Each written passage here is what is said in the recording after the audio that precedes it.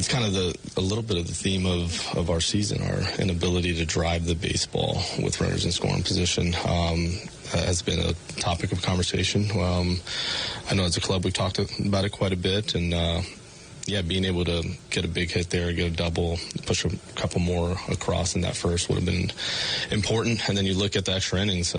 Again, we had some opportunities. We did take some good swings. They made some nice plays, but we had opportunities. But you don't deserve to win when you go 2 for 19 with runners in scoring position. It's tough to do it. Did I hear that right? Did Ollie Marble just say that the Cardinals in one game went 2 for 19 with runners in scoring position? That's the part. Is that correct? I heard the beginning where he said, yeah, it's been a little bit of the conversation this season. 2 for 27 overall with runners in scoring position this weekend. That audio courtesy of Bally Sports Midwest with Alex Ferrario and Tanner Hendrickson. I'm Brandon Kiley. I promise we're not going to spend a lot of time on the Cardinals today, but we got to open with them. Alex, in their past 9 games, the Cardinals are 7 for 64 with runners in scoring position. They're now batting .225 with runners in scoring position this season. Only 2 other teams in Major League Baseball have been worse.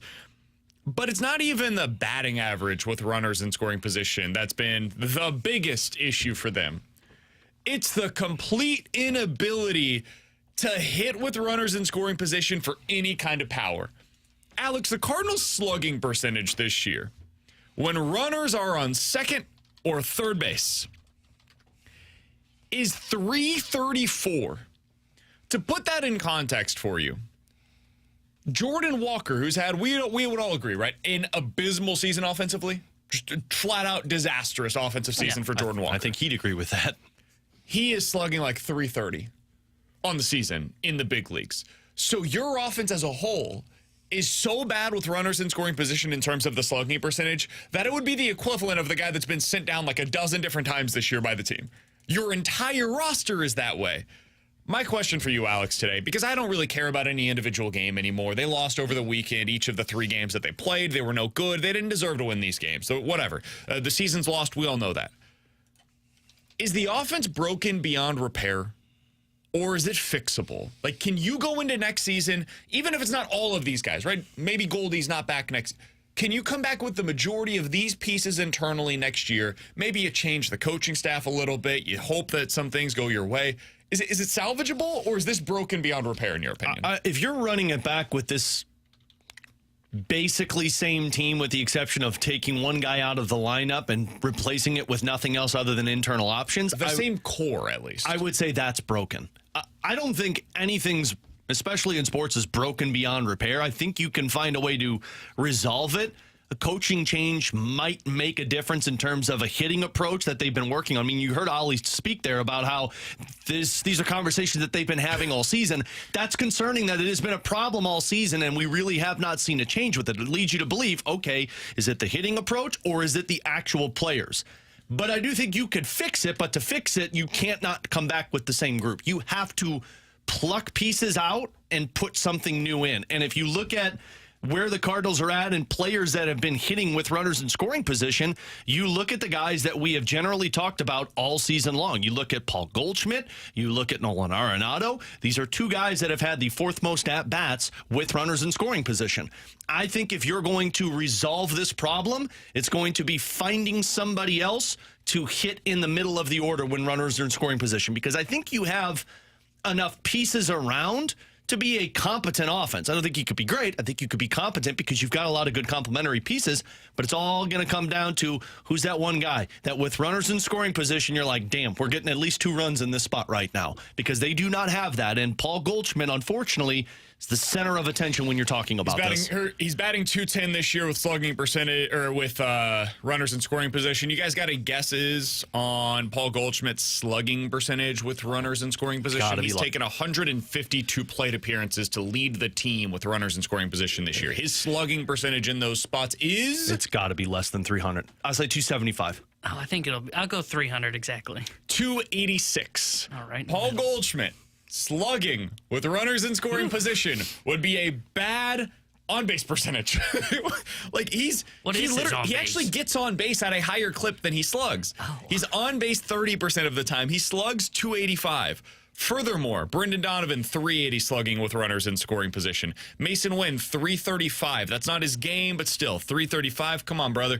Lars Nootbaar, 360 slugging percentage. Nolan Gorman, his game is hitting the ball hard, hitting it far, and slugging the crap out of it, right? We all agree with that? Yeah. 280 slugging percentage with runners in scoring position.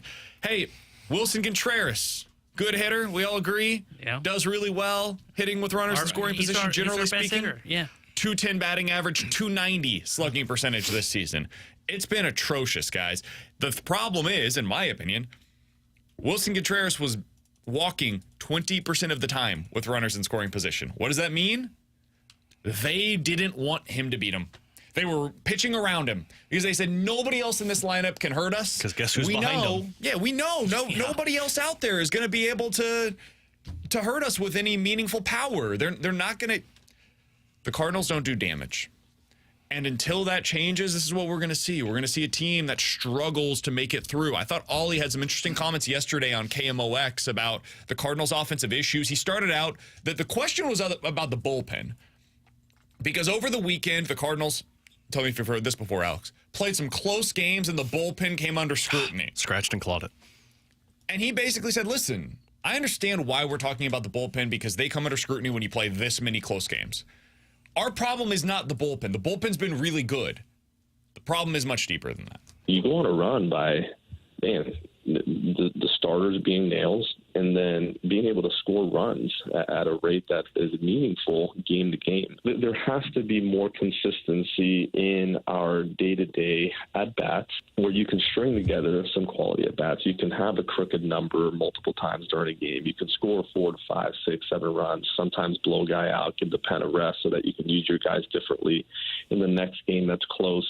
But you look at Kittredge and JoJo and their usage, man, like you use Kit yesterday. That would have been 3 out of 4 days with all of them being multiple innings. That's a large ask. And part of this is keeping those guys healthy, which we've done all year. I'll never forget the Cardinals in that game that they played right at the deadline. They had that big spot, right? Bases loaded. Tommy Pham comes up to the plate, pinch hit situation. Boom, grand slam, opens the game wide open. It's like, all right, that's what they've been missing. All year long, they've been missing that hit. And I thought, okay, maybe this is going to be what it's like.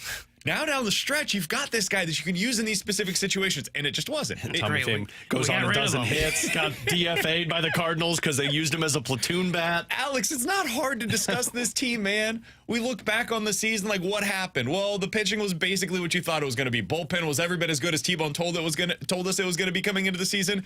The rotation was meh, but guess what? We all expected it to be meh coming into the season.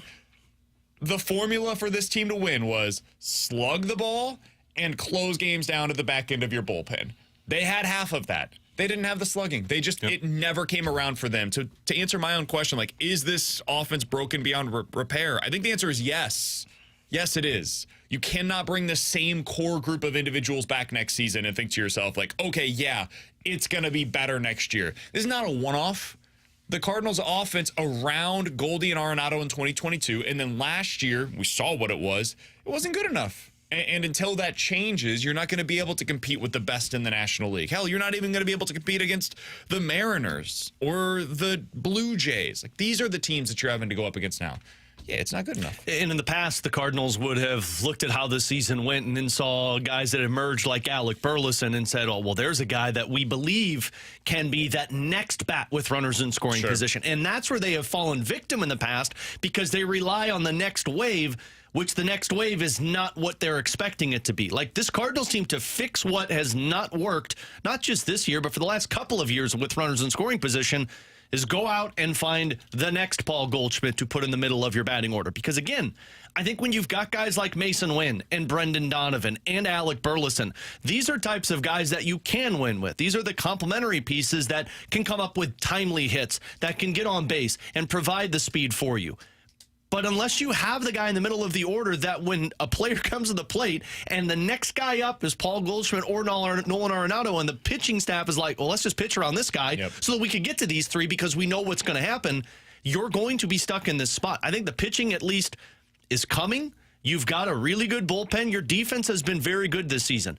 The biggest problem for this Cardinals team is Jordan Walker and Nolan Gorman have not developed into the players that they thought they were. These were the difference makers on offense for you. And now you are stuck because you either have to go trade to get one of those pieces or sign a boatload of money to get one of those guys to come to your city. Well, it's twofold. The offensive issues are twofold. One, Goldie and Arenado. I know we've talked about them ad nauseum, so I'm guessing that's why you didn't bring them up. But Goldie and Arenado took this massive regression, and they don't slug anymore. And then, like, the safety net that the Cardinals thought that they had was these young players that were on the up and up. Yeah. And instead of them taking that next step, they also took a step back. And I think part of that is, once again, going back to, well, you thought you had two dudes making $60 million this season that would be able to keep you afloat, that would be able to take the pressure off of the young guys. And then when those young guys have all of that pressure placed upon them, you see what it is. It's just too much for them right now at this point in their respective careers. So somebody on the text line, and 314-399-9646 is the Air Comfort Service text line. Guys, and what do you do? What do you do if you don't bring back the same core? Make that make sense to me. How can you get better? You get aggressive. Do this something you've never done. You do the thing that you did to go out there and get Marcell Ozuna. You do the thing that you did to go out there and get Jason Hayward. Yep. Like, you go make that move again. And if it works, great. If it doesn't, at least you were aggressive and you gave yourself a shot, man. Because this team right now doesn't have a shot. They have to do something that makes them uncomfortable. And is it potentially going to come back to bite them? It could, man. But not doing something can also come back to bite you. We saw that last offseason where you're like, okay, our core group of position players is good enough. We're going to be able to make it through with this group of guys. Well, they didn't. And now you've got to find a way to make your core position group better.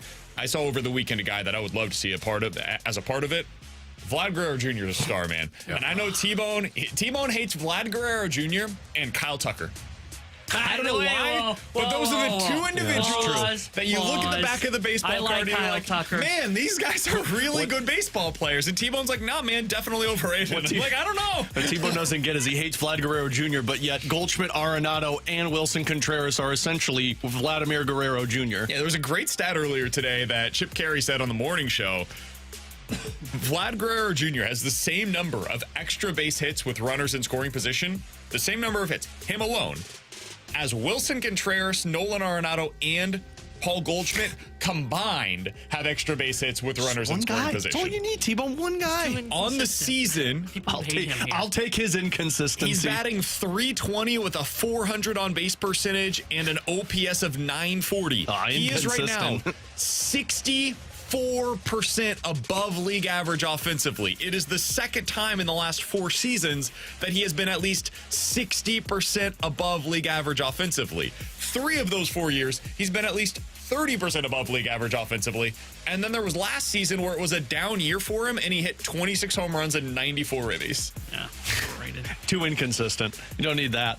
You can't write him in pen for anything. Oh, I can. Other than 30 home runs and 95 RBIs. You didn't say 30 home runs. You said 26. 48, 32, 26, 28 so far this season. Hey, that's what he does offensively. 26 home runs to me is like 50 home runs right now compared to what we've been watching. Now, unfortunately, going to regret it. I don't know that in fact, I would bet against the Blue Jays trading him.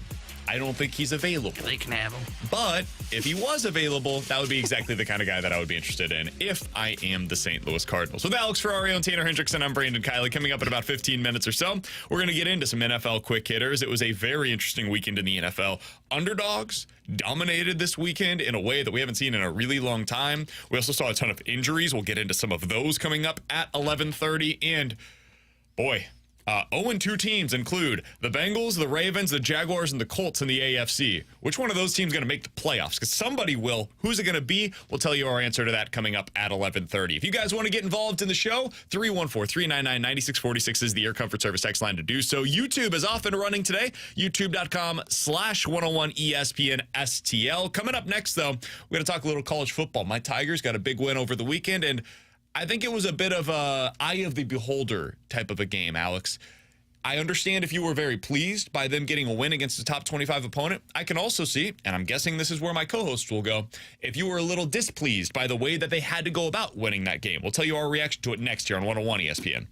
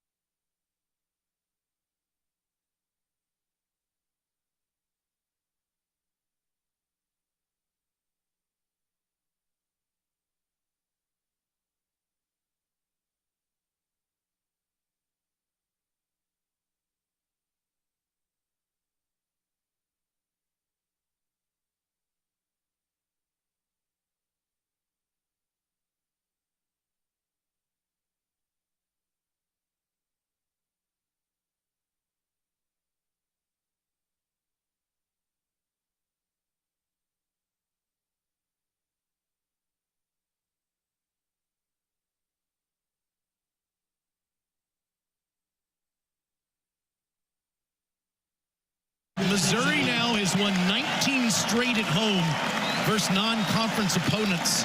That dates back to 2017, and that's the longest streak in school history. Well, they had high hopes coming into this season off that 11-win campaign. The polls reflected it, but we all had question marks. They had question marks, did Missouri. Started slow in this game, gifted their opponent opportunities, stayed battling. They were able to win that swing 8 in the middle of the game and come away with a victory. To me, it's disrespect to, not have us on the big stage with the big, TV cameras and stuff. So I took that personal. And I'm pretty sure everybody else in that locker room took it personally. We just aren't respected enough. Like, we still have something to prove. We ain't going nowhere, so we here to stay. That's what it sounded like on Saturday as the Missouri Tigers win 27-21 against Boston College. A top 25 win at home for the Tigers. Alex, they were the only team in all of college football on Saturday that was a top 25 team that won against a fellow top 25 opponent. With Alex Ferrario and Tanner Hendrickson, I'm Brandon Kiley. The voice you heard there was Luther Burden, who was upset by the lack of respect that Missouri was able to get. You're a number 6 seed going after wins against Murray State and Buffalo, and there's no respect. He wanted College Game Day to be there. They were on SEC Network, and they started a game at a time that I legitimately didn't know was possible at 11:45. Yeah. Prior to this weekend, I don't think I've ever seen that before. I turned the game on at 11, and I'm like, where the hell is it? And I'm like, oh, shoot, it's at 11:45. So I get it. Probably threw him off a little bit with his pregame routine. To be fair, the game that they did go to, College Game Day, was pretty entertaining. It was a very good football game. Drink game day with his pet robot dog. South Carolina blew it. Alex, on the Missouri side of things, the other Columbia that we were paying attention to this weekend, I thought this was an eye of the beholder game because on one side of things, and this is my personal perspective, no surprise to you guys, I'm a Mizzou honk, so it's not surprising that I came away feeling optimistic about my Kurt squad. kind of gave it away today. If you don't believe us, check out the YouTube page at 101 ESPN STL.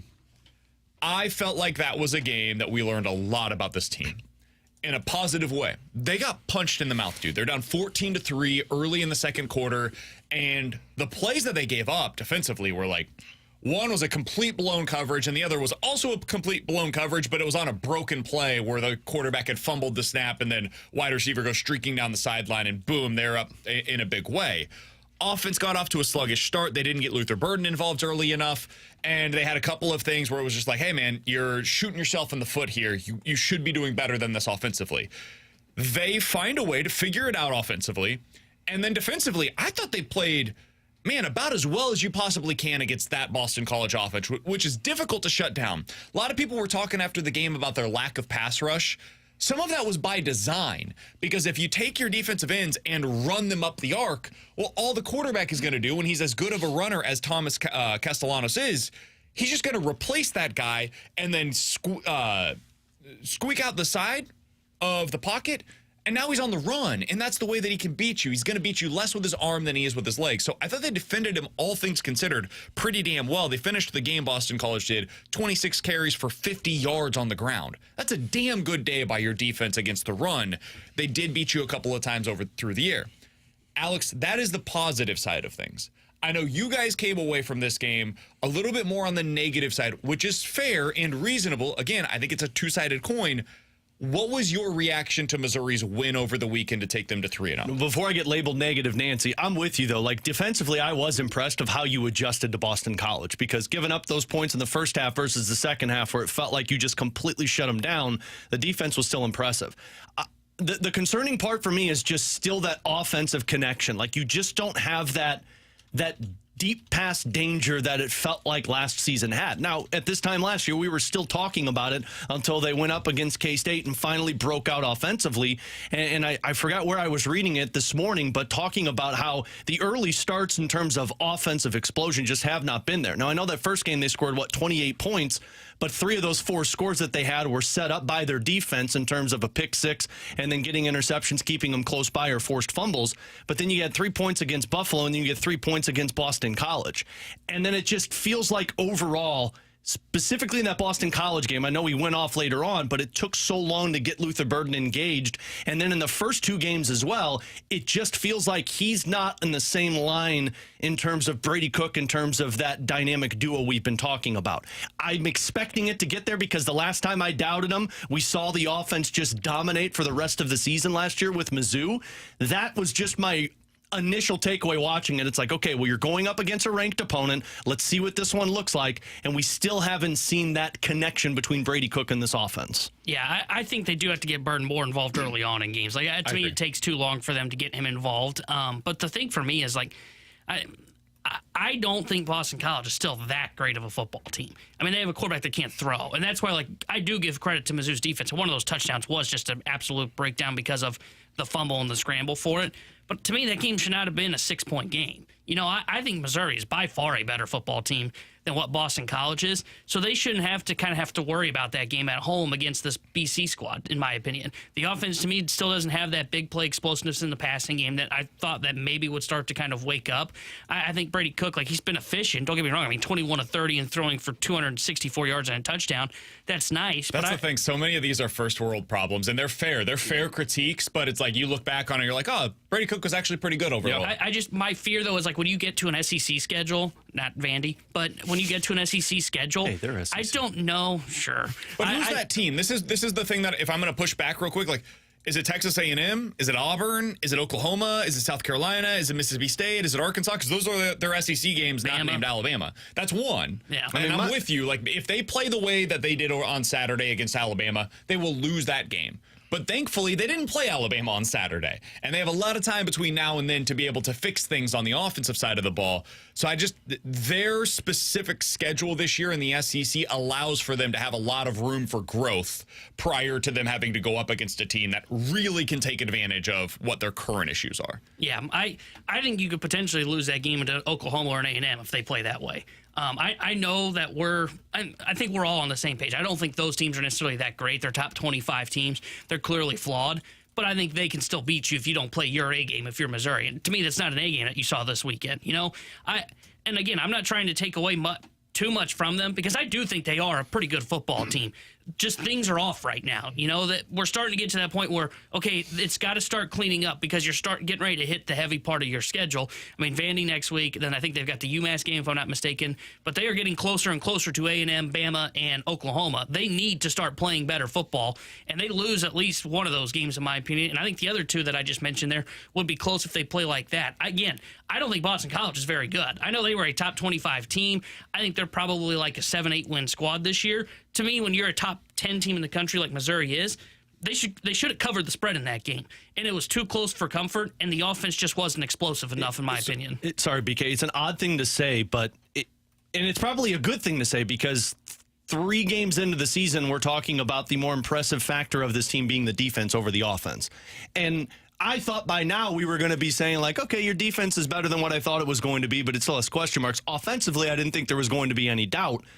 Again, that might be a good thing for Missouri because you know the offense is going to figure itself out at some point. That's my thing. I just give the offense the benefit of the doubt. If we had these same issues and they were reversed, if the defense was having a lot of the issues that the offense is currently having, I would be really questioning, like, okay, did you lose too much talent? You have 5 guys that ended up going to the NFL. You have a defensive coordinator that left for LSU. Maybe this is a sign of things to come. On the offensive side of the ball, though, I don't have those concerns because the things that we're questioning are things that I saw from these players last year. Like, Brady Cook did have a deep ball that he could go to with Theo Weiss, with Marquise Johnson, and with Luther Burden, all of whom are returning this year. And it worked last year against this caliber of opponent. So I'm not super concerned about that. It does need to get figured out, though. Like, eventually I've got to see it this year. I do have a couple of concerns. One, the pass protection has been terrible so far this year. It's got to get better. And I think that's part of their issues in the deep passing game is Brady Cook is starting to feel that pressure and he starts to look down quicker than he should, or he tries to get rid of it a little quicker than he should. He's uncomfortable in the pocket at times. 2, the penalties, man. These penalties have got to get fixed. They are shooting themselves in the foot so many times. It's putting them behind the 8 ball, and it ends up with them killing drives because of their own stupid mistakes. Those 2 things are the things that I think I agree with you guys are more than fair to critique. I liked seeing them get down in this game. I'm glad I got to see this just as a viewer and a fan early in the season. I knew last year's team could punch back. They could get down, and they had it in them. I saw it against Kentucky. I saw it against Kansas State. They found a way to come back, and that they could pull from that the rest of the season. I didn't know if that was going to be the case this year. They've got new staff members. They've got new players on the defensive side of the ball. This is a new group of players. I didn't know what the leadership was going to be like. You don't know how somebody reacts in that moment until you see it, and we saw it on Saturday. That's valuable. Now go whoop up on Vanderbilt. You should. That should be the expectation next year. And then after that, it's a real test. The first true, legitimate, no doubt about it test of the season. You're on the road, always a tough environment, taking on Texas A&M. Missouri's better than Texas A&M, just flat out. They are a better football team than Texas A&M. That is not going to be an easy task for them, man. So that's the next time that we will see this team truly tested. I do disagree a bit with T-Bone. I think that Boston College is a better team than we're giving them credit for. I don't think they're great. And I'm not even sure they're like a top 25 team in the country. Top 50, though, and I think they have a chance to win probably 9 games this season in their respective conference because their schedule's not all that great. I think they're really well coached. I think they have a difficult quarterback to prepare for, and I think they have an excellent offensive line. And those 3 things can win you a lot of football games. I do want to ask T-Bone about his squad. What'd they do, man? They lose to Central Michigan? Fire up chips? Illinois won. They won pretty big over the weekend. Credit where it's due. Stoltz. They did their job. However, there was another game that I was watching on Friday night that did not go Illinois' way. The team from Vegas in Kansas City, it was a game where the aces all turned up. The sevens were rolling. They caught a couple of breaks. They brought that juice from Las Vegas. UNLV goes on the road at the University of Kansas and beats the Jayhawks on Friday night 23-20. T-Bone, your squad's big win this year was against that Kansas team, which is now 1-2. They've played 3 games and they've lost 2 of them. Does this change at all your perspective on your Illini's win against Kansas a couple of weeks ago? They're lucky they got that juggernaut win over Lindenwood, though. Yeah, no kidding. They also struggled in that one in the first half. Now they won 48-3. And that was part of the reason why I kind of liked Illinois against Kansas was I was like, wait a minute, that offense, why are they not playing well against Lindenwood? The thing that worries me more about the Illini isn't from what I saw from Kansas. It's just more of what I've seen from Illinois. Because I think Kansas, I don't know. I question if they're well coached now because I didn't think they played their best game against Illinois because Illinois couldn't stop the run, and yet they were throwing all the damn time. So, their coaching made no sense, and I think Jalen Daniels is overrated at the quarterback position. So, to me, it's not so much what Kansas has done. I don't really care. I understand that now that win doesn't look as bad or doesn't look as good. I don't care. But I am more worried about how Illinois played against Central Michigan than I am about what Kansas did against UNLV. That's fair. Because that game against Central Michigan was way too close in the first half for comfort. And I know the score ended up being where they put up the points that was necessary, like 31-9 or 30-9. Yeah, guys, they were up like a touchdown at halftime. And they weren't playing well offensively. They didn't play great offensively in the Kansas game until the last drive. If you're not going to play well offensively, which was the number one reason I thought maybe they would have a chance against Kansas, they're not going to be able to beat a Nebraska. They're not going to be able to beat a Michigan that's on their schedule. They're actually, probably in my opinion, vulnerable to some losses that we're not expecting on their schedule that you look at now and you go, oh, that's an unranked team. They'll probably win that game. Yeah, I don't know about that. I'm more worried because of what I saw them play, not so much what Kansas did over the weekend. Alex, here are the next 5 weeks for the Illinois Fighting Illini. The next 5 games that they will play. At Nebraska. Win. At Penn State. Yeah. Purdue. They stink. Michigan. I'll be there. At Oregon. Well, it was fun while it 4 lasted. games against top 25 opponents in a 5-game stretch. We're about to find out. Yeah. We're about to find out exactly how good this Illinois team is. This game on Friday night against Nebraska will be pretty telling. Yeah. I think Nebraska might be legitimately good. They've got a quarterback. They've got a good coach. This is going to be a tough one for your Illini. And you're on the road for 3 of those 5 games, and too. it's a Friday night for this one. It's just a weird setup in general. The nice thing for the Illini, the thing that worries me is that their offense will be able to put up enough points. They've got a secondary that'll keep them in games. They feel a little bit like the 22 team to where it was, okay, why are they in some of these close games where they almost beat Michigan on the road in the big house? Well, it's because their defense was awesome, and I think their defense is pretty good. It's a lot like the old offenses I've seen where it's like, oh, that's not very good. I think it's a 7-win team. Which is not bad. It would be the first time they've had 7 wins in 2 out of 3 seasons in like 20 years. So it'd be a hell of a step forward. And Brett Bielema probably gets a statue in front of the stadium for doing that. But not on my watch. Still probably a 7-win team. He's Tanner Hendrickson. That's Alex Ferrario. I'm Brandon Kiley. Coming up next, some NFL quick hitters here on 101 ESPN.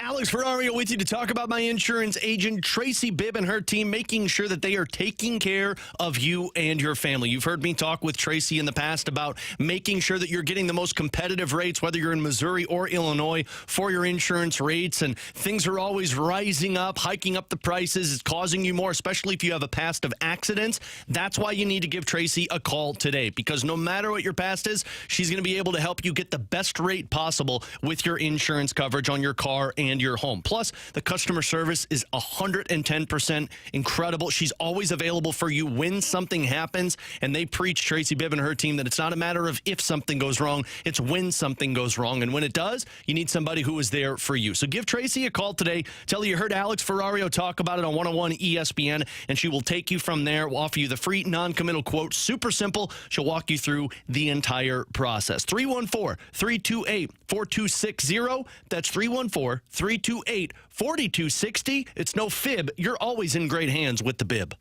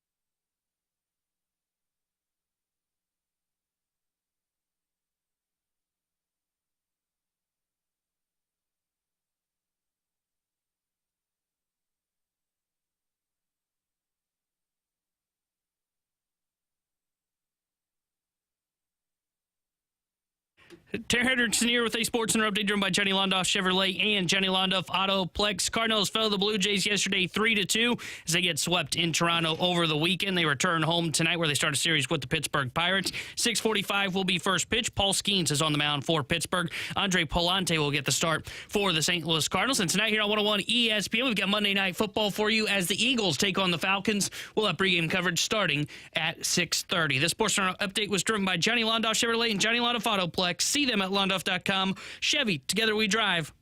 Are you kidding me?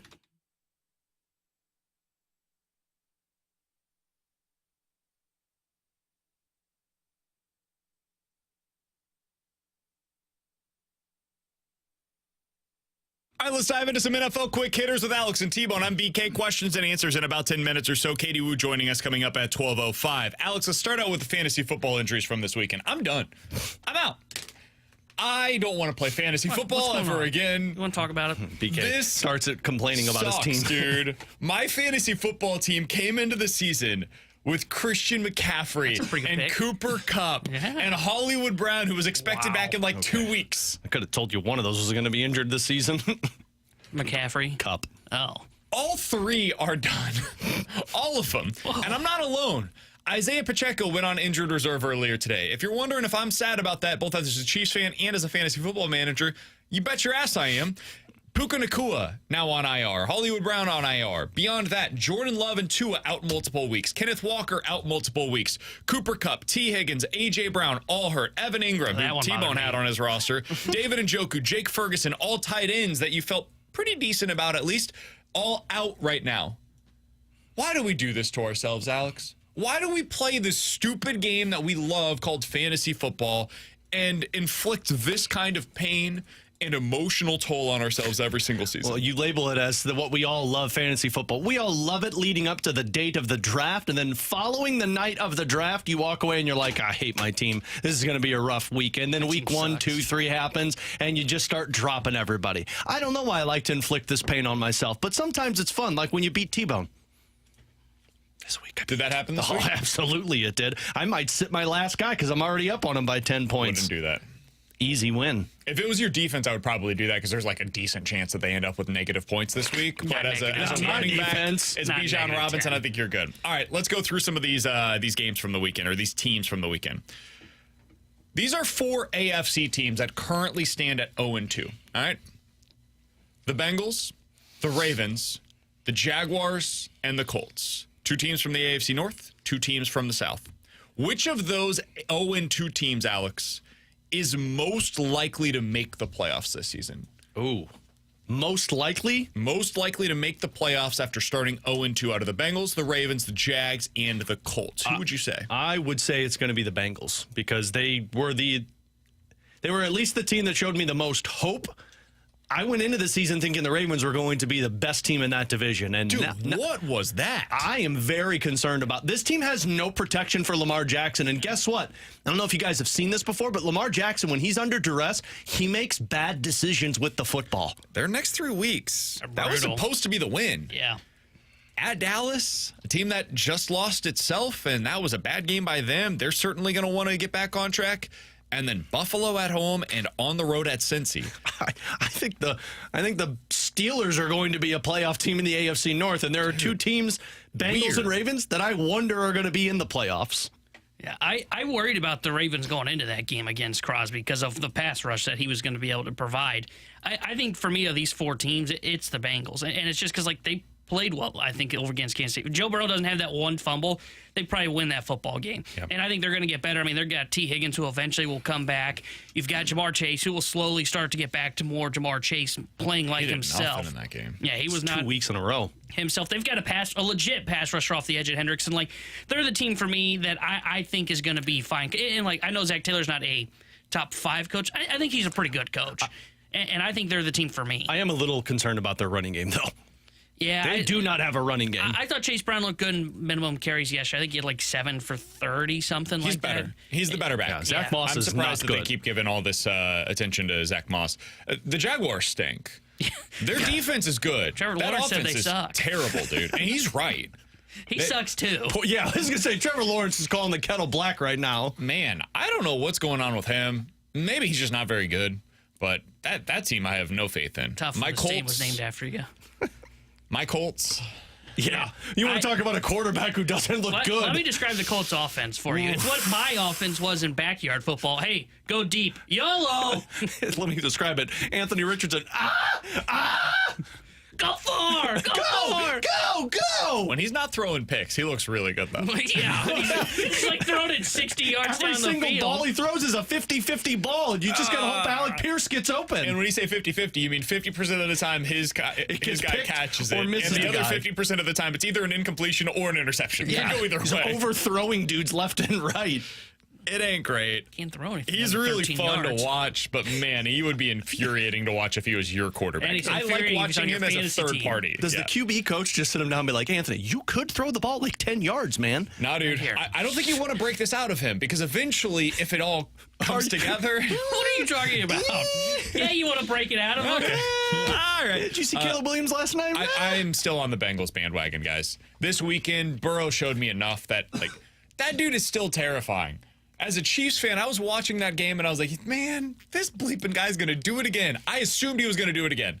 I thought he was going to put the knife in their heart and just stab them over and over and over again. But he didn't, so thank God. Here is the only thing with the Bengals, though. I expected that performance out of them against the Chiefs because they hate them. Now, look, they play the Commanders and the Panthers the next 2 weeks. They're going to get 2 wins. The next one will be the Ravens. I think that Ravens game is going to be telling when you've got 2 teams that are really in the purgatory of the playoff conversation. I think they go win head to 9 head. or 10 games and get in. I think that's who the Bengals are. And that's who they've always been, man. They've never been a team that's going to win 13, 14 games or whatever, get the number 1 seed. No, they mess around and screw up in the first couple of weeks of the season. Burrow is hurt at some point in the first month of the year. He ends up getting healthy by week 7. They go on a crazy run down the stretch, and then they end up getting in, and they're the team that nobody wants to see. The Bengals are always the San Diego Padres. They're one and the same. It's a weird start. They don't have a roster that makes sense early on, and then by the end of the year, everybody's like, wouldn't want to see them in the playoffs. It's the same thing. All right. There are some surprises in the NFC as well, but it's in the opposite direction, Alex. We'll get to this, and we'll get to questions and answers on the other side. Which of these 4 2-0 teams do you have the most confidence in right now? The Vikings? The Saints? What the bleep was that? The Bucks? Or the Seahawks? Bleep was that is correct. What? We'll get into it. We'll get into it in the 12 o'clock hour. Vikings, Saints, Bucks, or Seahawks. They're all 4-0, or they're all 2-0 right now. Which one of those teams do you have the most confidence in currently, Alex? Mine would be the Buccaneers. I do not have faith in the other 3 teams at all. Some of it is injury related, but the other is I just don't trust your quarterback. And at least I've seen Baker Mayfield be able to carry a team to get to the playoffs. I think the Buccaneers have a really good offense with weapons of Mike Evans and Chris Godwin. You've got an incredible defense still. I would say Tampa's my confident group. Yeah, I'm between them and Minnesota, and I think I'm going to choose Minnesota. And I can't believe I'm here. I think Kevin O'Connell's such an underrated head coach. Dude, Brian Flores and what he did defensively this weekend. Their defense is fantastic. He's really good. Just keep him away from your quarterback. And look, Jefferson's dealing with a quad injury. Doesn't sound serious based on all reports. And that's what Adam Schefter said this morning on Pat that about McAfee McCaffrey, show. Yeah, too. okay. I'll believe that guy. Sure. How'd it go with Christian McCaffrey? Well, I got no comment on that one. Yeah. But I think Darnold looks fine. I think, can he be what Baker Mayfield's been for Tampa Bay? And if that's the case, I think he can be. And I think Minnesota's defense is better. And that's why I would choose them over Tampa Bay, even though Tampa Bay's right there for me. I can't believe I'm saying this. Sam Darnold might be sustainable in Minnesota. Can I ask you about the games that they're about to play, though, first? This is why I'm Let's go not. through their schedule real quick. You tell me win or loss. Okay. Houston. Loss. Loss. At Green Bay. Is Malik Willis starting? They could win that game. New York Jets. Loss. International game. Oh, well, that's a weird game. East-West Coast. Detroit. Western, whatever. Detroit, loss. I'd say loss. At the Rams. That's a win. My boys are That's a screwed. Thursday night game on the road, by the way. Coming off of that's the a win. home game against Detroit. Trust me, that's a win. It's a really tough schedule for the Vikings coming up. I do think, if you ask me head-to-head, who would you rather have, the Vikings or the Bucs? I think I'd probably rather have the Vikings. Their schedule is not particularly forgiving. Given what the division is for the Buccaneers, I'm going with the Bucs, dude. I still don't believe in the Saints. I'm going to keep going down this path. You keep putting Shaheed on your fantasy bench. Yeah, it's not good. The Bucs' upcoming schedule: Denver, Philly, Atlanta, New Orleans, Baltimore team that I don't know what to do with, and then Atlanta again. I think the Bucs are going to make the playoffs again this year. You guys can ride. Nobody's going to believe in them, but I think that they're a pretty decent team. You guys can keep riding the same Darnold hype train, but that's going to fall off sooner or later. Yeah, we're instead riding the Baker Mayfield. Who's got the nickname Shaky Bakey? Yeah, but at least he figured it out last year. Coming up Darnold next, ever done? 314-399-9646 is the Air Comfort Service text line. Questions and answers here on 101 ESPN.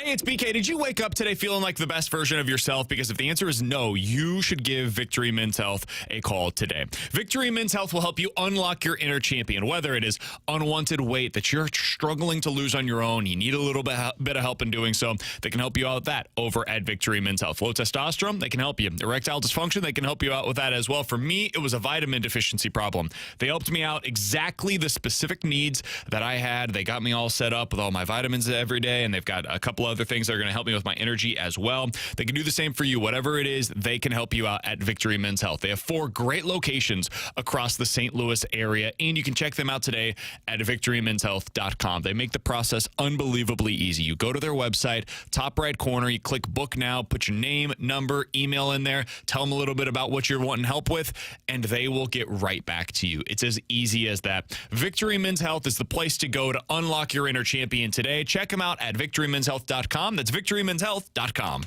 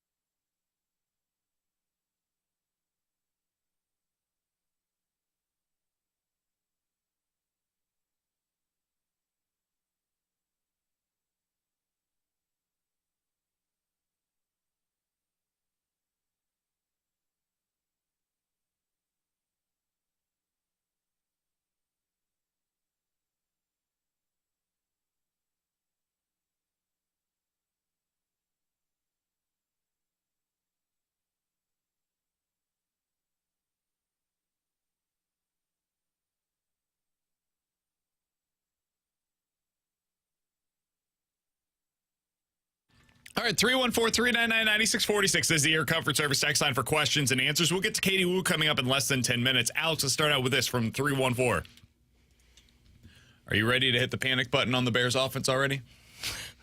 Well, considering I watched DJ Moore get overthrown, and the moment he got up, take his helmet off, throw it, and then mouth some very frustrated words about his quarterback. So I think they're going to be fine. I mean, Caleb Williams looked better than what he looked like in week 1. So, that's an improvement.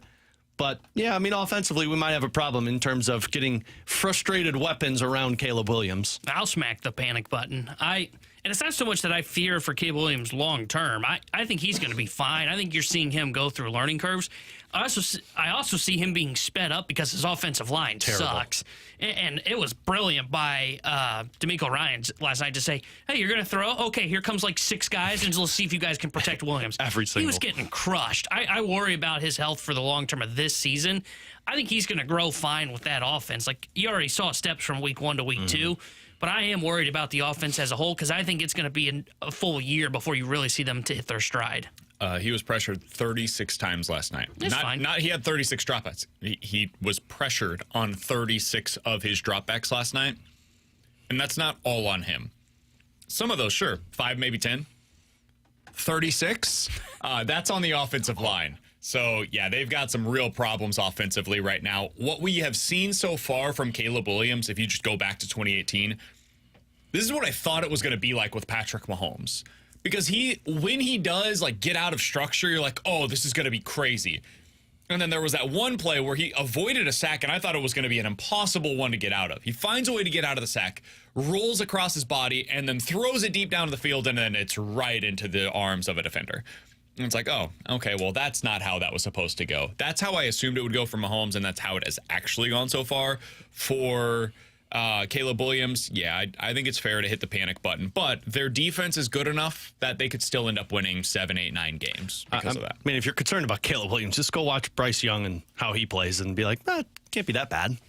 True. 314-399-9646 is the Air Comfort Service text line from the 636. Guys, thanks for having me pick the Ravens in my Survivor pool, jerks. Also, another testimonial here from the 314. Guys, you deserve to have your fantasy teams crumble because of that terrible suggestion of going with Jalen Wright on Thursday night.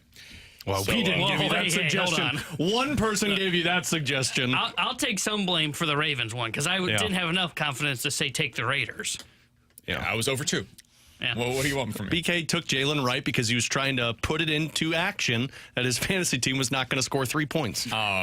So this week, in the circa millions pool that we were talking about, Alex, during the offseason, the top 5 most selected teams in week 2. This is really bad.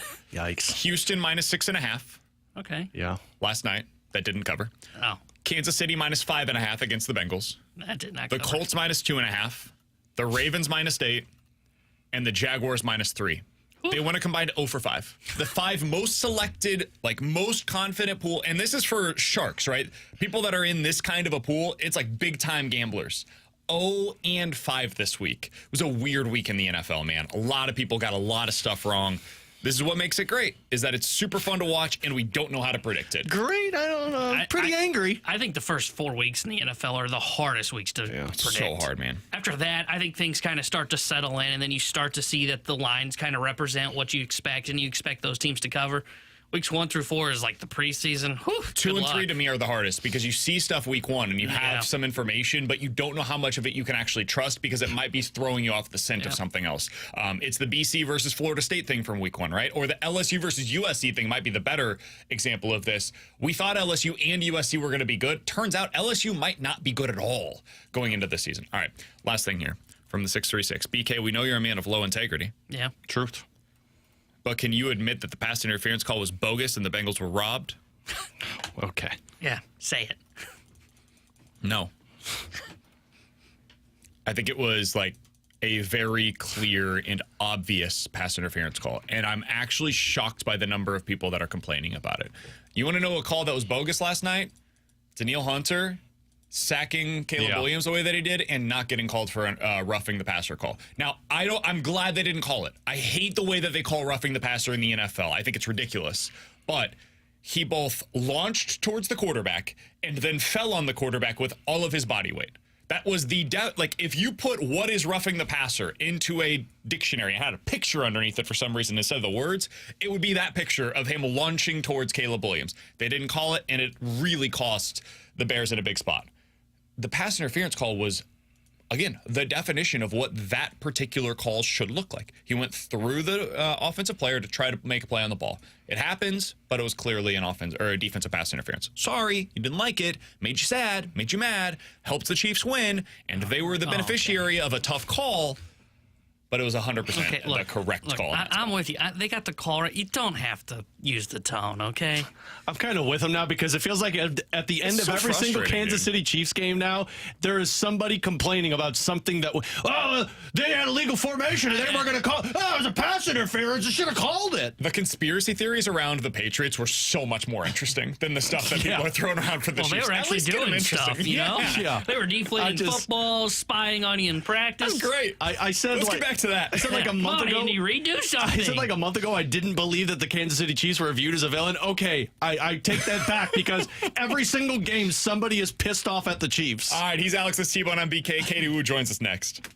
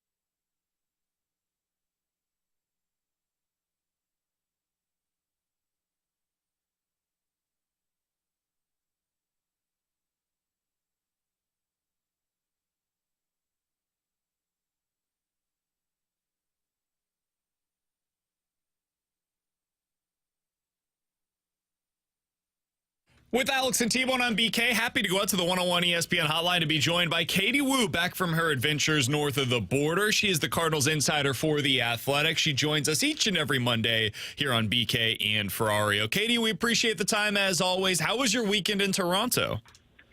So it was my first time in Toronto, guys, and I loved it. I had a great time in the city itself. The games, not so much, but the city overall, the huge fan of Toronto. It was a great time. Beautiful weather, last little bit of summer in there. So that's what I'm choosing to take away from my experience north of the border. We can talk about the games if you'd like, but I'm choosing to focus on the positive, which was that I had a good time. Explain to me why it appeared that you went skydiving. Yeah, what happened there? What are you doing, Katie?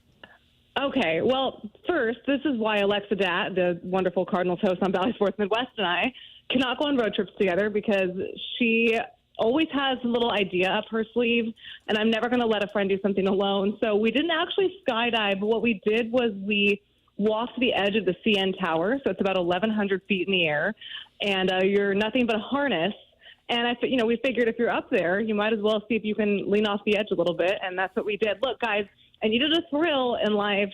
Like I said, those 3 games left a lot to be desired, so I figured why not just go dangle off the building with my friend for a morning? Why not? I just got clammy when you said that. Like, that makes – I saw the pictures, Katie, and it didn't bother me as much as it bothered me you just describing being on a bungee rope and then just saying, well, I figure if we're up here, we might as well dangle off the side of the building. I asked my wife last night if she would do that. She said, absolutely. She said, would you do it? I said, no. Hell no. Thanks. You couldn't get me up there and strapped on.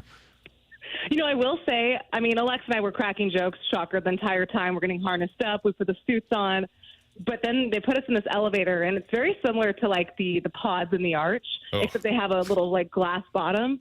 And that elevator shot us up so fast, we got real quiet, and we both were like, okay, now I feel a little weird. So the first couple minutes, I definitely wasn't as brave as I was pretending to be just now. I definitely couldn't feel my legs. But then once you were on the platform and you were walking around and you realized that you were still alive, it was a lot easier to just come to terms with your fate. Hold on. So it was glass bottom. So you witnessed yourself going up 1,100 feet? Nope. I'm out. Correct. I didn't love that part. That was not my favorite part. I did a camp in 8th grade, and they had those things where you walk on platforms, and this was 6 feet off the ground. I got up there and couldn't move. Imagine being 11. They would have to I don't even like the glass bottom boat. Okay, Life is for living, guys, and we lived a little bit. It was fun. I would do it again. That's living or soiling yourself. Yeah. Okay, so Katie had a great weekend in Toronto. The Cardinals, not so much. They go 0-3. They get swept by the Blue Jays. Katie, they are now a game under 500. Listen, we've known this for a while. The wins and losses at this point, not all that important. That they lost this season when they got swept against the Reds. They lost the opportunity to really have any chance of going to the postseason. What did you take away from this weekend's series, though, Katie? Big picture-wise, was there anything in particular that stood out to you? You're spot on. The series was, in hindsight, lost against the Reds, and they got swept in Cincinnati. And now the biggest priority remaining in the regular season is if they can finish above 500 or not, because that means something in the grand scheme of things. But I think this weekend just kind of highlighted the flaws of all year. They've really struggled to hit, and they struggle even more so to hit with runners in scoring position. Look, this Blue Jays team is not good. They're not a good team. They disappointed just like St. Louis has. And I really felt confident about the Cardinals' ability to make it a competitive series. And it was just, again, an inability to manufacture any kind of production with runners in scoring position. What was it? Friday when they went 2 for 19 with runners in scoring position? I mean, I think it was just a glaring example of what has gone wrong offensively this season. I thought the game was well pitched. Cardinals bullpen is going to take the hit. I thought Ollie Marmol did a nice job explaining that on Sunday, that the margin for error is so thin. It's so easy to look at the bullpen and be like, oh, this pitcher blew it. Matt's let a run in late. Fernandez let a run in late. But really, the games were lost because there was a lack of offense. I don't think you could ask all season long for the bullpen to have pitched any better than it has collectively. These games have been lost more so. The season has been lost more so because of an inability to hit. Katie, I feel like we've talked about this all season long with runners in scoring position, and it sure seems after watching that Toronto Blue Jays series, not that clarified anything, this doesn't seem like a problem that the Cardinals can fix in the offseason and say, oh, well, we tweaked a couple of things and we'll just bring it back and we'll be better next year. It seems like you have to make a massive change to fix this problem with runners in scoring position. Guys, the problem with the Cardinals is not just the runners in scoring position, though I agree it's been a problem for them this season. The problem for the Cardinals are so deep-rooted, and I can't imagine things changing this dramatically over the course of one offseason where they're all of a sudden contenders again. You know, could they be relatively competitive like they were this year up until middle of August? Sure, but there is a lot going on with the St. Louis Cardinals as they approach what could be their second consecutive losing season. That hasn't happened in 50 years, in a full season at least, where you're just thinking, like, yes, we can fixate on the runners and scoring position fiascos because that is the theme of the season. But really, like, look at the players on the roster this year and how many of them have really made true advancements in their game, right? Jordan Walker, he has not had the most fair year, I would say, in terms of expectations, but he's still showing a lot of the same things that the Cardinals asked him to change updating last year, you know. Lars Nootbaar, what has he improved on? You can go down the list. And while some guys have had great seasons, I think Michael Siani's been a bright spot, Ryan Helsley, of course. Overall, I just haven't seen a lot of growth or development or signs of encouragement that things can change next year. And I think the biggest mistake that this front office can do heading into 2025 is saying, well, all these players had a down year. That can't happen again. Because in my opinion, nothing suggests that they can turn this around based on their performance on the field throughout the whole regular season.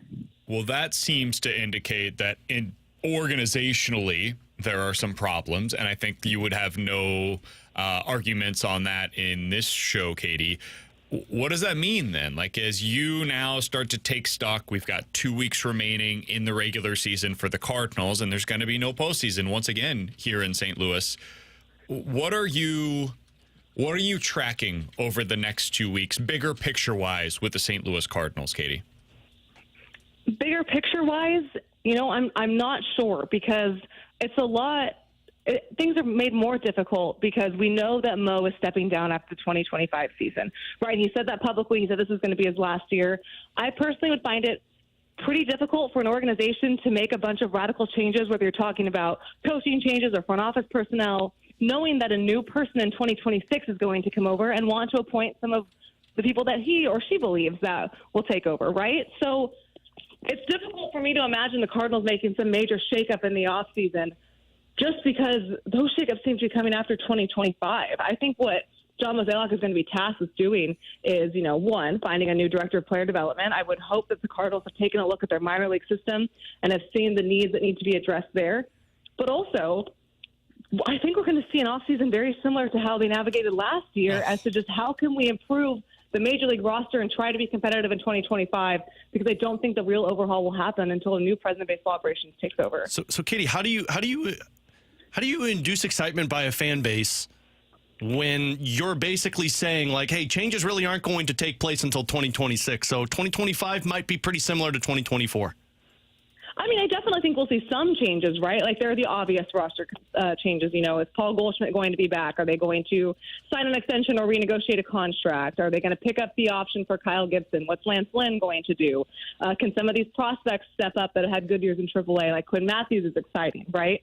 So there could be some changes. But if you're talking about big organization changes that really speak to making the changes throughout the entire, you know, not just the major league team, but throughout the organization itself, I don't see that coming until after the 2025 season, just because it doesn't make a lot of sense from a front office perspective to do that. I think what we're going to see, and this could change, you know, still 2 weeks in the regular season. We have yet to have an end of season wrap up yet. I'm sure we will. You're just going to see, you know, maybe this organization think, how can they stop the bleeding in 2025 and try to field a competitive club while the real changes are going to happen maybe under the surface layer for the next couple of years.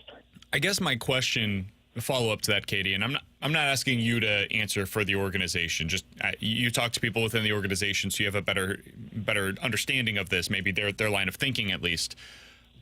If you're going to make these significant sweeping changes within the minor league system this offseason, the person that I would want in charge to make those changes is the person that's going to see that through, right? So, like, it's starting in 2026, if it's not going to be John Mozeliak in charge of the baseball operations, well, he's not going to be the one that is in charge of whoever they put in charge of the development.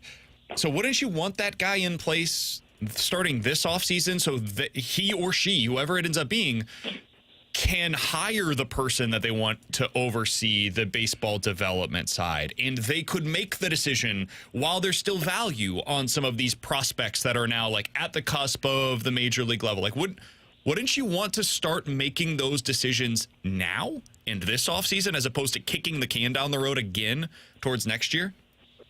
I think you're spot on. I think everything you said is exactly how they should be looking at it. And that's why I think whoever they look to, who's ever in charge of hiring Gary LaRocque's replacement as the farm director, will say a lot about where this organization is heading. Look, Mo is still the president of baseball operations, right? He still oversees everything. He's got a lot on his plate. So I imagine he'll be somewhat involved in that decision. But whoever is doing the heavy lifting, if you will, of that decision, I think we will have a better way to maybe analyze or foreshadow where this organization is heading. That's, I know farm directors and their hiring don't make a lot of off-season traction, but I do think this one will be ultimately very telling as in who does the hiring, because it'll allow us to give a look at where the organization is headed in the post-Mo era. Katie Woo is a fantastic Cardinals insider for The Athletic. That is where you can find all of her great work. You can always follow her on Twitter as well, at Katie J. Woo. Katie, we'll certainly be reading all of your work over at The Athletic over the next couple of weeks as we get closer to the end of the season. We look forward to talking with you each and every Monday. Thanks so much for the time today. You got it, guys. Happy last homestand. We're almost there. Absolutely. Same to you. That's Katie Woo joining us as she does each and every Monday here on BK and Ferrario. Appreciate her time as always. Alex, before we get out of here and talk about our football pick 'em on the other side, I do want to react a little bit to what we just talked about there with Katie, because I think that's really the question for the rest of the season. It's not anything about what's on the field. We know who this team is. We've been talking about it now for 5 months, and it's been the same thing basically since the start of the season. It's all about who's making the decisions. That's what this comes down to, because you asked about the excitement, right? How can you sell the idea that this is going to be like same stuff, different year, couple of different names, but ultimately same expectations, right? How can you sell that? Well, you sell it by changing organizationally what your philosophy is or who's making those decisions. And you can say, hey, we're heading in a new direction. Whether it ends up being better or worse is to be determined. It could absolutely get worse. Never say it can't get worse. It can. But at least it's different, man. And this idea that they're going to like kick the can down the road to 2026, where, hey, Mo's going to be in charge. He's going to put the baseball development person in place, and he's going to make some of these decisions this offseason. And then next year is really when you get to decide, okay, what do we have here? Do that now. There's no reason to kick the can to 2025. You don't have to do that. It just, hey, Mo, we appreciate everything you've done for the last 17 years as the president of baseball operations / general manager here. But it's probably best for both of us to go in a new direction. And Mo, we're gonna have you stay on the on the business side of things. We're gonna have somebody else that's gonna oversee the baseball side of things, and they're gonna hire who they want to be in charge of the baseball development. And they're gonna hire who they want to be the manager, or keep all in place if that's what they decide to do. They're gonna hire coaches for the minor league system. They are going to put philosophically their ideas into the system, and they are going to be the ones that decide what's the plan with Newt, what's the plan with Walker, what's the plan with Gorman, what's the plan with Herrera, what's the plan with our pitching development. Like, all of that stuff, start it now. Kicking the can down the road another year is just another lost season of development. So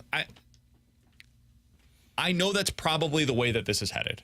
It doesn't make it any less frustrating. And I framed the question poorly with Katie, because I guess the way that I was asking it is, if they're going to just do one more year, so they have to wait until 2026 when Mo steps down to make those changes, unless they go this whole, well, we're just going to go a youth wave movement next year where it's going to be a lot of young players. We're not going to spend money via free agency. It's just going to be these young guys getting an opportunity to take the club.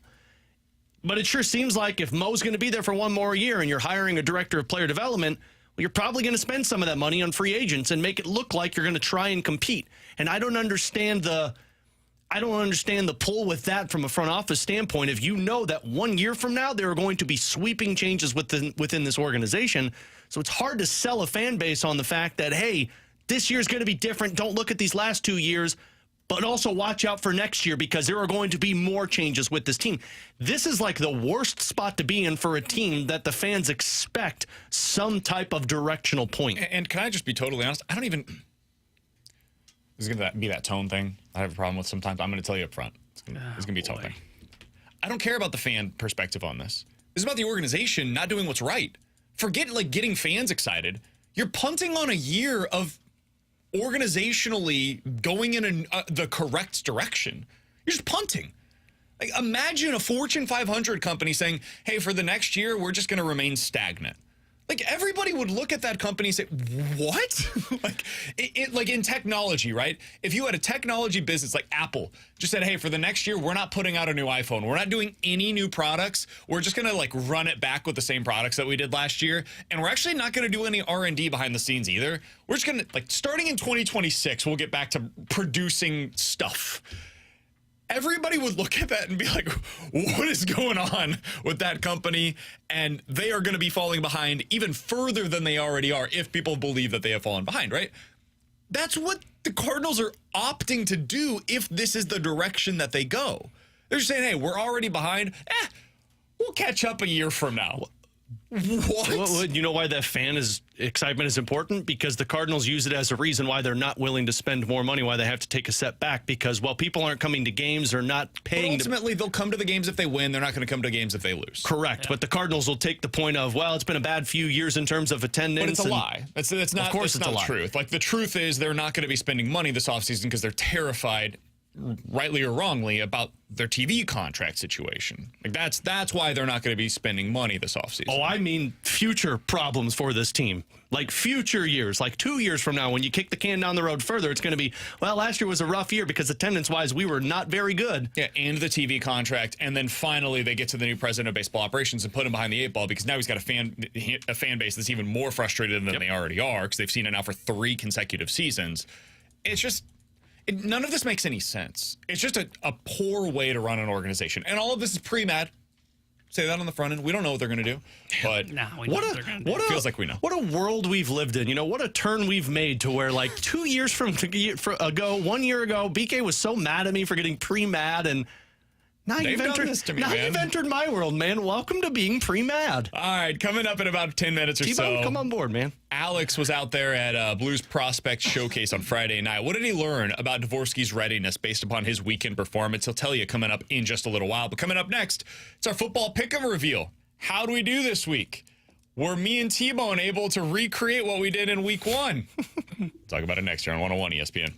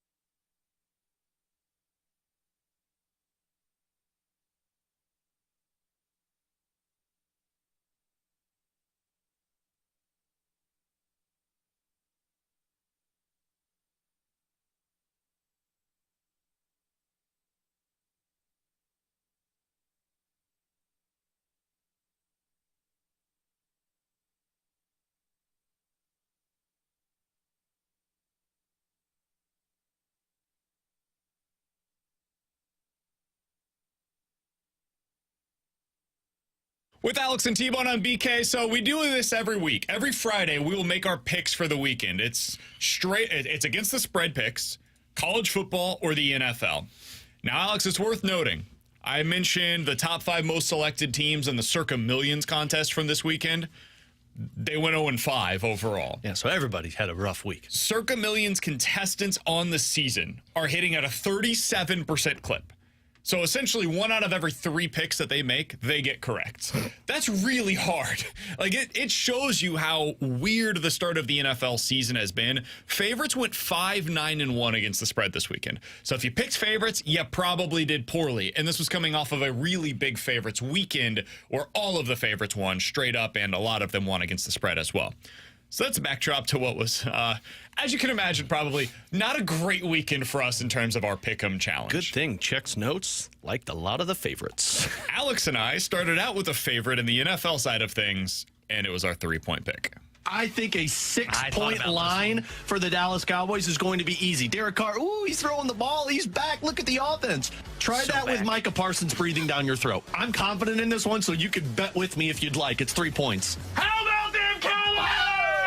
I love the Dallas Cowboys. Minus the 6 points at home against the New Orleans Saints. This team is not going to be very good this year. They're going to win like 7 games, a mediocre defense, a bad offense. Jesus. I love them to cover this spread. Cowboys by 10+ at home against the Saints, wiping the floor with New Orleans. Kamara looking for his 4th touchdown of the game. Stays on his feet. Alvin Kamara's got 4. What a drive by the Saints. Now, when he said Alvin Kamara's got 4, he wasn't talking about 4 yards. He was talking about 4 touchdowns in the game. Could have had 5. Saints won 44-19 on the road in Dallas. What? Rashid Shaheed is apparently the best deep threat in the NFL now. I've had him on my bench each of the last 2 weeks. Not great in fantasy. Smart. This week went against him on the pick side of things. Dude, I've been wrong a lot.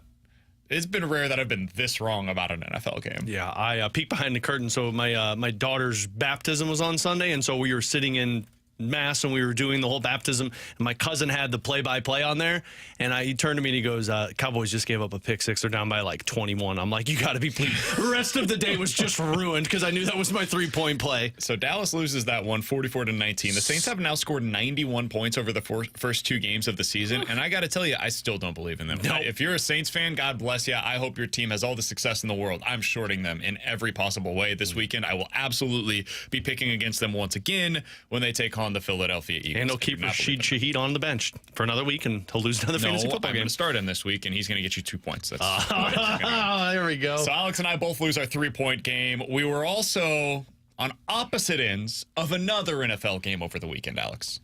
I'm not buying the New England Patriots of this first week of like, oh, damn, this defense was great, and now you got Jared Mayo taking over. So I'm taking as my 1-point play the Seahawks, and I had it at minus 3.5. I think this is going to be a field goal game. I'm just not sold on the New England Patriots, and I think Seattle has way too many weapons that New England's not going to be able to handle. So I'm taking Seattle. I've got the Patriots plus 3.5 points. This didn't work for me last time. At home against the Seattle Seahawks. Well, I hate that bet. Dixon places it down, and the Seattle Seahawks go to 2-0 under their rookie head coach, Mike McDonald. I think I know what happened here. Can we be honest? What? I think Alex thought that the Seahawks were a 3-point underdog in this game.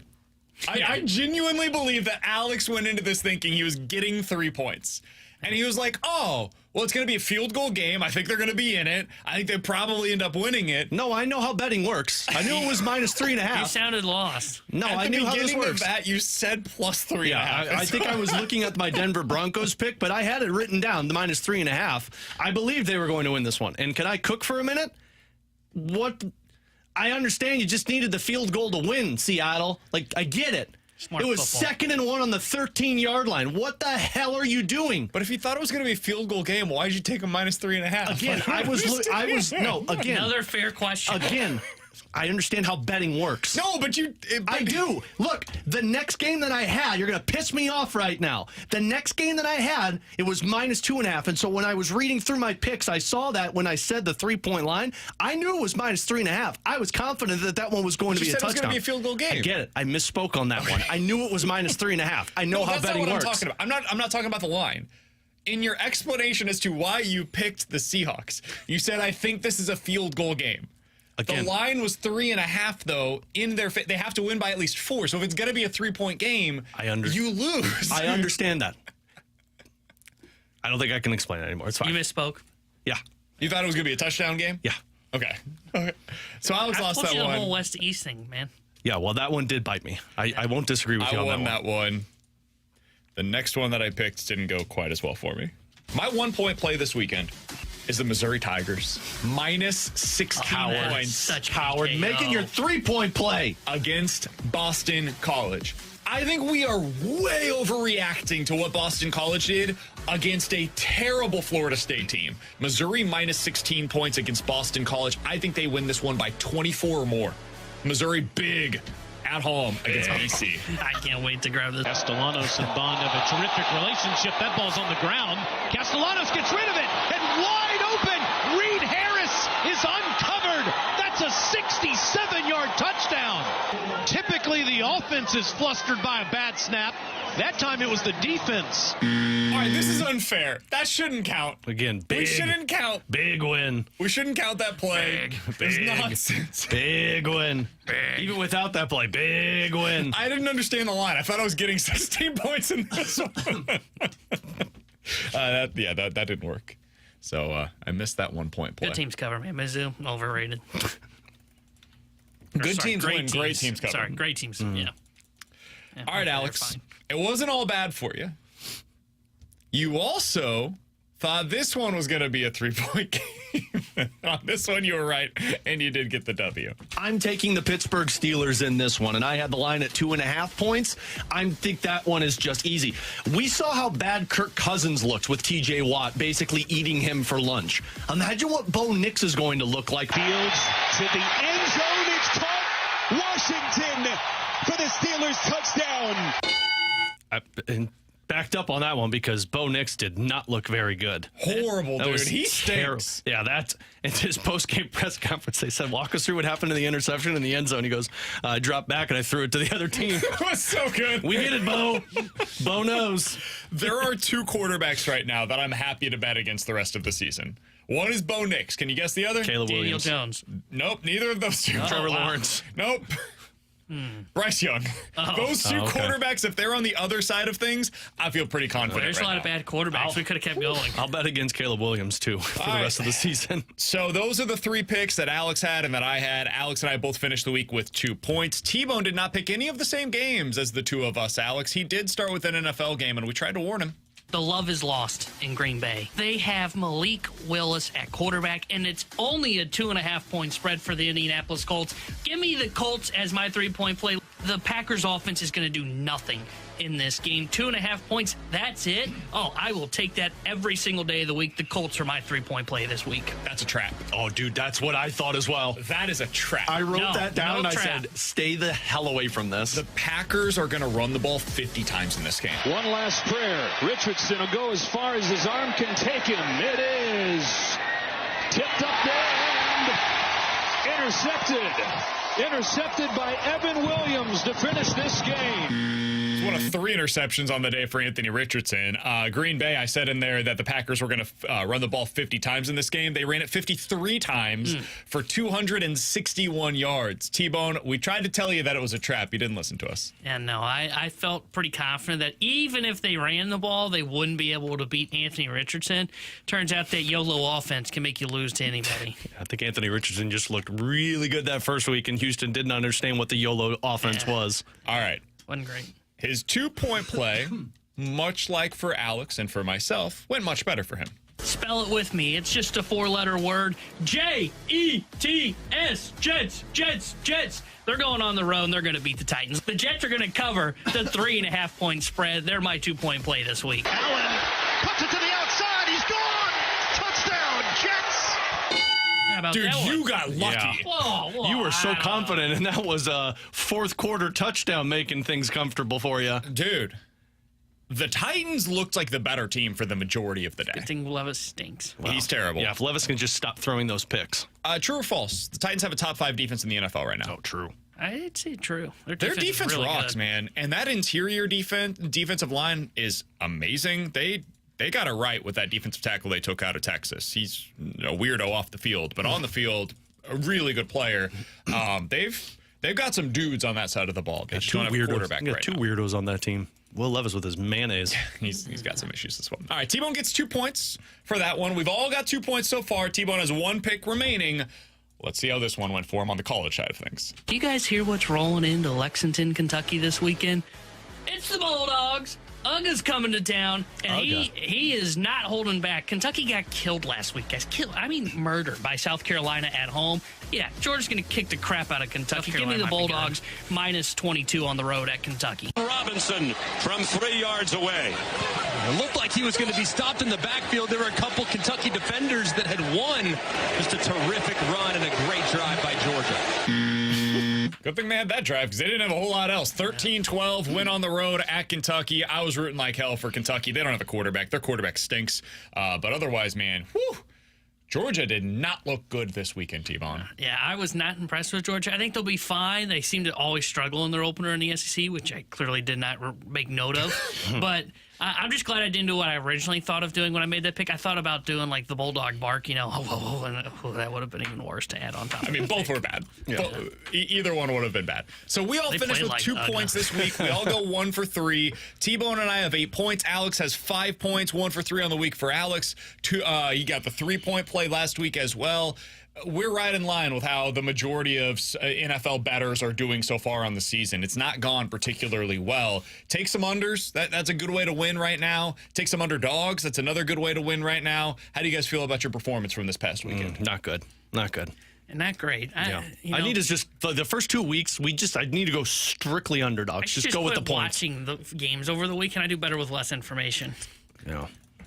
Just read about it in the paper. It's not even information. It's just, I think we knew, though, going into it that it was going to be rough. We all said, whenever we were looking at our lines, we were like, I don't really feel good about any of these. Yeah. Hopefully this upcoming week goes a little bit better. We're 2 weeks in. We got 2 weeks remaining, 2 weekend slates left as we are going through our NFL and college football pick'em here on BK and Ferrario at the end of the month. One person will have the lowest total, and they will have to get punished in our BK and Ferrario pick and punishment. With Alex and T-Bone on BK, Alex is going to tell us what he saw from Dalibor Dvorsky coming up next here on 101 ESPN.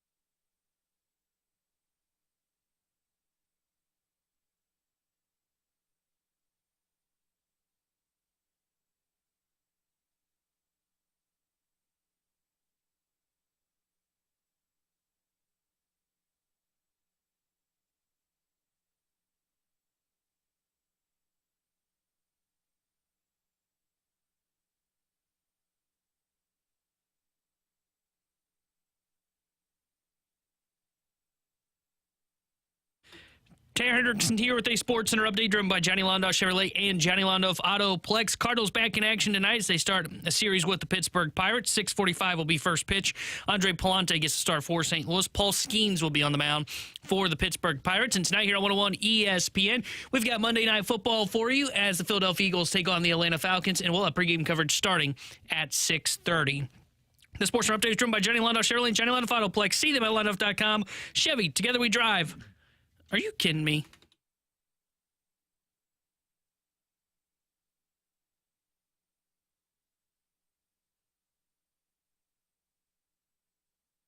Big news in the NFL. A starting quarterback has been benched. I'm going to give you guys 3 guesses on who it is. Oh, I don't need 3 guesses. There's one guy that I can only imagine you're benching in this scenario. To me, it's one or two. It's either Bo Nix or Bryce Young. Mine is Bryce Young. You're not benching Bo Nix. Well, why would you bench Bryce Young? I mean, I don't the number know. 1 pick from 2 years Because ago. we're going, yeah, and what's he done since then? At least Bo Nix only got 2 games under his belt. Bryce Young's got, like, what, a year and a half under his belt? It's a situation. It's not Bryce I would go Bryce Young. I'll go Bryce Young, too. Bryce Young has been benched in favor of Andy Dalton. Okay, well, that's not a better option.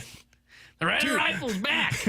This will go down. Like, I don't know which one is worse. We saw some of the worst quarterback decisions over the past 3 years that we've ever seen in the history of the NFL. And this happens because quarterback is so important and because teams are taking more and more shots on it. I get that. But between Deshaun Watson, which has put the Browns into the situation where they have to keep throwing him out there because he has 3 years left of guaranteed money on his contract, that's an all-time bad trade and contract. Russell Wilson, all-time bad trade and contract. I forgot about that one. And Bryce Young, where the Panthers still owe a second-round pick next year to the Chicago Bears. Think about that for a second. It's probably going to be a top 35 selection that the Bears are giving, or the Bears are getting from Carolina next year after this year getting everything that they did still. Bryce Young is so bad, Alex. So bad that the Panthers said after 2 weeks, that's enough. We don't need to see anymore. Our new head coach cannot fix you. There is no redeeming quality here. You are averaging 4 yards per attempt. Let me restate that. 4 yards per attempt through the air, which would be a worse average than Chuba Hubbard has averaged so far this season on the ground for the Carolina Panthers. To get benched at this point in the season for Andy Dalton, it's over for Bryce Young in Carolina, man. There's no coming back from this. It's done. I mean, I'm not sure how you would have seen anything from the season and said, like, well, there's still opportunities to get the best out of him. No, it's over. I mean, he has had nothing. There has shown you 0 signs of progress from last season to this season. And I know it's only been 2 games, but there has been no quarterback ability that you look at and you're like, hey, we could build off of this. At least in 1 week, Caleb Williams went from somebody that looked abysmal to like, okay, well, at least he can like stay in the pocket a little bit more. He can keep his head up and he can find some plays. Bryce Young has done none of those things. I mean, I get it, but I also don't get it because you've invested so much into this and your team sucks. Like, do you really think Andy Dalton's going to make you a better team? At least you can evaluate the rest of the roster. You can't evaluate anything right now, dude. It's like having a center on a line that just can't play, like what they were doing with Kevin Hayes last year. I couldn't evaluate anything that was going on around him because he's unplayable. Yeah. He's not an NHL caliber player anymore. Them getting rid of him. And they had to send a second-round pick with him to get rid of all of the money and then do all of the maneuvering to be able to get that back so that way they can make the move for Holloway and Broberg. If you're the Carolina Panthers, you had to do it because you're going to lose your team. Like, you're going to lose the players know. They know that this guy is incapable of playing NFL football, but for a number 1 overall pick from last season to lose his job after 2 weeks of the second season of his career, they've already changed the coaching staff. They tried to make things work around him. They got him another receiver in there and Deontay Johnson. Like, they tried to do some stuff. They spent $20 million on an offensive guard this past offseason to make things better on the interior. They've got a lot of problems around him. It is not all on Bryce Young. But the single biggest issue right now with the Carolina Panthers is very clearly Bryce Young, and there's no salvaging this. Nope. There's no coming back. All right, hockey side of things, Alex. Over the weekend, the Blues were participating in their prospect showcase. And they went up against the Blackhawks, and they went up against the Minnesota Wild. And the biggest storyline this weekend, and the biggest storyline going into training camp, is and was Dalibor Dvorsky. What did you see from him, and do you feel today Like he's more ready for the NHL than you did going into the weekend, or less ready for the NHL than you did going into the weekend? I would say less ready, and it's not that he was disappointing this weekend. Now, full disclosure, Friday night I was there at Centene, and I was watching it. Sunday, I was watching it from my phone on YouTube, so a little bit of a different when you're actually able to see it. But on Friday, it felt very much like Dvorsky was kind of second-guessing a lot of his moves on the ice. It was a lot slower into the play than what I expected with Dvorsky. Now, I know people have talked about his skating ability and how it's not great, but he's got an elite shot and he's got the hockey sense, which makes sense. He had moments like that on Friday, but it just felt like it's like, okay, a little underwhelming. Maybe it's just a line combination. And then the coach, Steve Konowalchuk, who's going to be the AHL coach this season, he even said, like, yeah, Dvorsky was dealing with a lot of nerves. Yeah. First game, you're a top 10 pick. You're in front of a really large crowd at Centene. There were some nerves that went into play. But then Sunday, he came out, and his line was the best line on the ice. I think Pekarchik had 2 goals. Dvorsky had a ton of assists in that game. I think there were 3 of them. But the main thing I took from Dvorsky is, okay, the skating is probably what's going to hold him back somewhat at the NHL level because your hockey sense has to be so much higher up if your skating takes a step back. It honestly reminded me a lot of watching Ryan O'Reilly play. Like, O'Reilly is slow to get into action. He's not fast on his feet, but his hockey sense is so good he can make those plays. Dvorsky has that with him, but it is not going to be as easy as I think people were expecting a top 10 pick to have in terms of goes to NHL training camp, outplays Braden Shen and Pavel Buchnevich. I do think they're going to slow play this 18-year-old a little bit more than what we originally thought. Does that mean AHL this year most likely? I think so. I don't know if it makes sense to send him back to juniors hockey. I mean, he scored 90 points last season and didn't even play a full season there. And Konowalchuk, Sunday after the game, he seemed very pleased with Dvorsky. Like, his hockey sense is incredible. And this guy's got a scary good shot. They were using him on the wing on a power play, and he's got a dangerous one-timer. I think it would make the most sense to let him play a full season in the AHL like you saw last year that they tried to do with Bolduc, and let him get a full number 1, number 2 centerman under his belt. Because everything else is there. It's just the skating at the NHL level. It's going to be tough to compete with the others. He's Alex Ferrario. That's Tanner Hendrickson, and I'm Brandon Kiley. Blues and Brews coming up on Friday night. I like the anticipation you built up with that. And at the end of the show today, we're going to give you a chance to win a pair of tickets to Blues and Brews. I got goose pimples over here. I was going to say the Blues are back in action. Blues. They're not technically back in action, but we are going to be at Centene Community Ice Center on Wednesday through Friday for training camp. Yeah, we'll be back in action. So we'll be back in action for the Blues season starting on Wednesday. Coming up next, we're going to dive into the junk drawer. I'll try to clean this stuff up next here on 101 ESPN.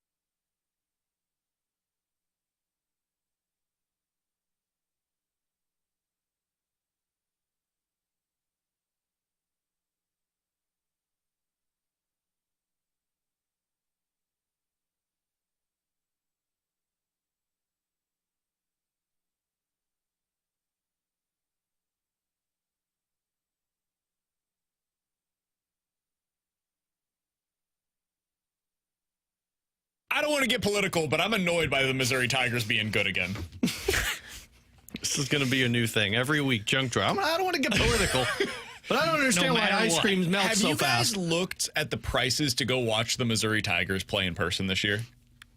No.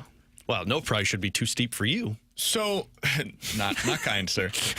This weekend to watch Missouri play against a Vanderbilt football team that just lost against, I believe, Georgia State, if I'm not mistaken. Oh, that's the second best Georgia. $113 is the cheapest ticket to get in to watch them play against Vanderbilt. The next home game is against Auburn. What do you think the cheapest ticket is to watch Mizzou at home in Columbia against Auburn, who has already lost to Cal and will likely lose this weekend as well? It's got to be more expensive than the Vandy one. $175. I wasn't going to go that high. I'll go $150. $240 is the cheapest tickets to go watch my Tigers. For my birthday this year, and this is really why I'm upset, my wife is getting me tickets to watch Missouri versus Oklahoma. What do you think the get-in price, the cheapest price right now for a ticket? What do we say it was to watch Missouri versus Oklahoma? What do we say it was for Auburn? $240. $375. I was going to go $340. $300 is the cheapest ticket to go watch my Tigers. You should just watch it at home, man. Dude, I can't do that.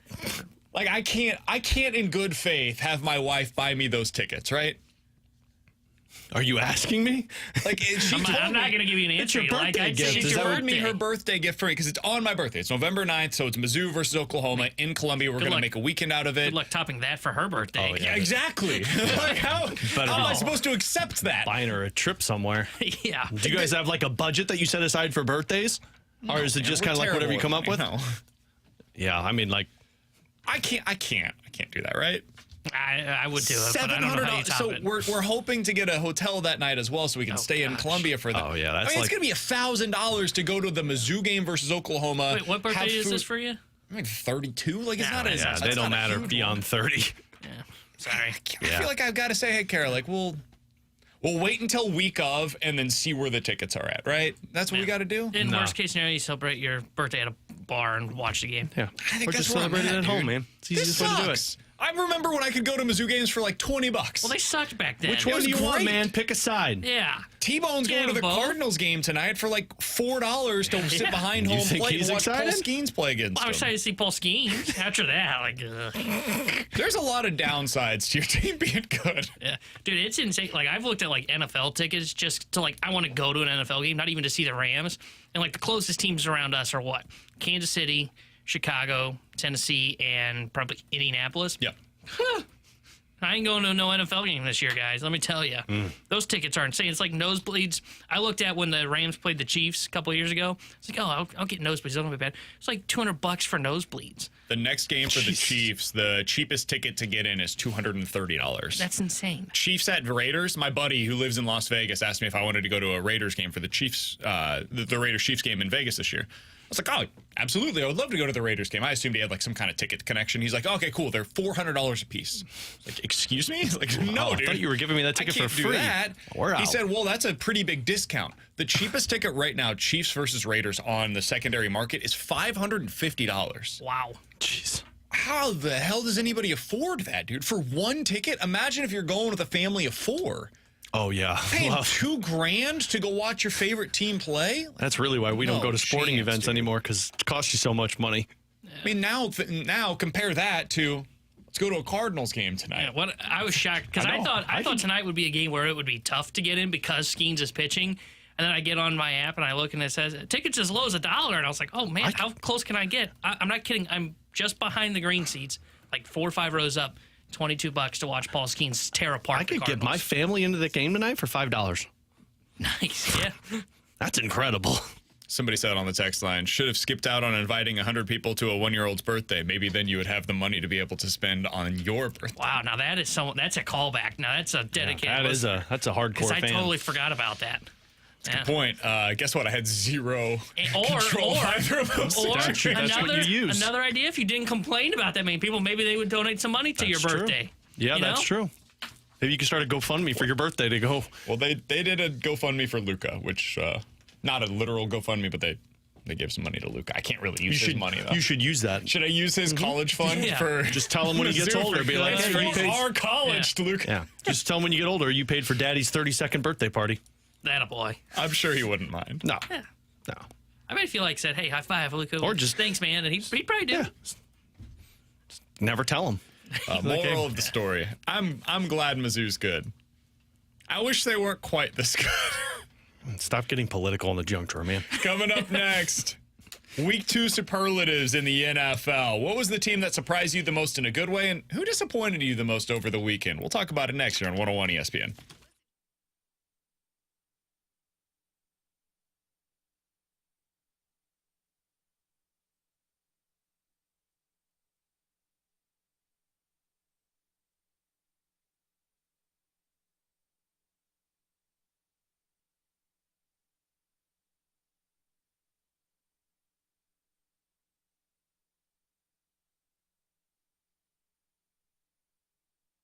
Alex Ferrario back with you to talk about my friends at Classic Air Care. It's starting to get into that fall season, which means sooner or later we're going to be flipping on the heater in our house. And I've already got my scheduled appointment for Classic Air Care to come out and check out the unit before we get it going for the winter season. And that's because we're a part of the maintenance agreement. And because we're a part of that maintenance agreement, twice a year, Classic Air Care calls me up, says it's about that time to come out and check the HVAC, check the heater. They schedule it, they come out, they fine tune it, they clean it up, they make sure it's good to go to get us through the freezing cold temperatures. And I love that maintenance agreement because if there's some type of issue with our unit, and prior to us purchasing the new one, we had a 28-year-old unit, so there's going to be issues at some point, they will come out and fix whatever issue that is, and you are on their priority list. So if you're a part of the maintenance agreement and you call and tell them, hey, something's up with my heater, something's up with my HVAC, they'll get out there as soon as they can because you're at the top of the list being a part of that maintenance agreement with Classic Air Care. There's over 14,000 of them in the area, and because it is the customer service, the technicians that come out there with knowledge, the ability to fix whatever issues you are having. So schedule it today. Call Classic Air Care. Tell them you want to be on the maintenance agreement. Tell them Alex Ferrario sent you, or you could schedule online at classicaircare.com.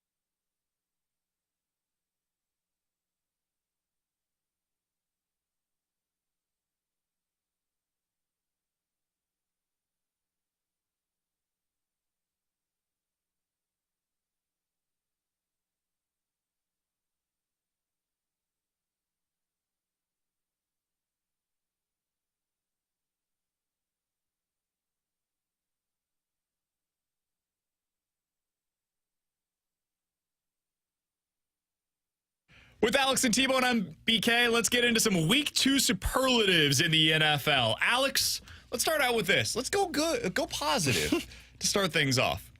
Who was the team that surprised you the most in a good way in Week 2 of the NFL season, Alex? It seems weird to say because they won the first week, but it was Buffalo. Because the first week, Buffalo won, and I was like, okay, I didn't really buy into Buffalo this season because I thought their offense wasn't going to be great, and then Josh Allen just went into ultimate beast mode and won that game. And, like, Josh Allen was fine in that Miami Dolphins game, but the story was their running game and how great that defense is. So I think the team that surprised me most in terms of a positive is I think the Buffalo Bills are going to be one of the best teams in the AFC this season because if they can figure out the passing game, man, they might have everything else locked down, and they don't have the distraction that is just Stephon Diggs. For me, it's the Minnesota Vikings. I look at them, and I didn't think they would be able to do anything with Sam Darnold. I thought that was just kind of, okay, we start them for 5 weeks, and they eventually turn it over to J.J. McCarthy. Well, now they're stuck with Darnold because McCarthy's hurting out for the season. But he looks really good. Their defense is really good, and it was one thing in their first week to win that game, but it's another to do it against San Francisco, who I think is the best team in the NFC, no questions asked, and they kicked the crap out of them. They dominated that game. It ended up being closer than the score, 23-17. That doesn't tell the story of that game. Minnesota really dominated that game from start to finish. That would have been mine as well. If I'm going with somebody else, I'll go with the Cardinals. I mentioned before the season, I think the Cardinals could be a frisky, 7 to 8 win team that puts up a bunch of points. Doing that against the Rams, I know the Rams are not at full strength right now. Cooper Kupp got hurt midway through that game. They were already without Puka Nacua. Their offensive line has been decimated by injury. So, the Cardinals' defense performing the way that it did in that game, allowing only 10 points against the Rams, that probably shouldn't come as a huge shock to any of us.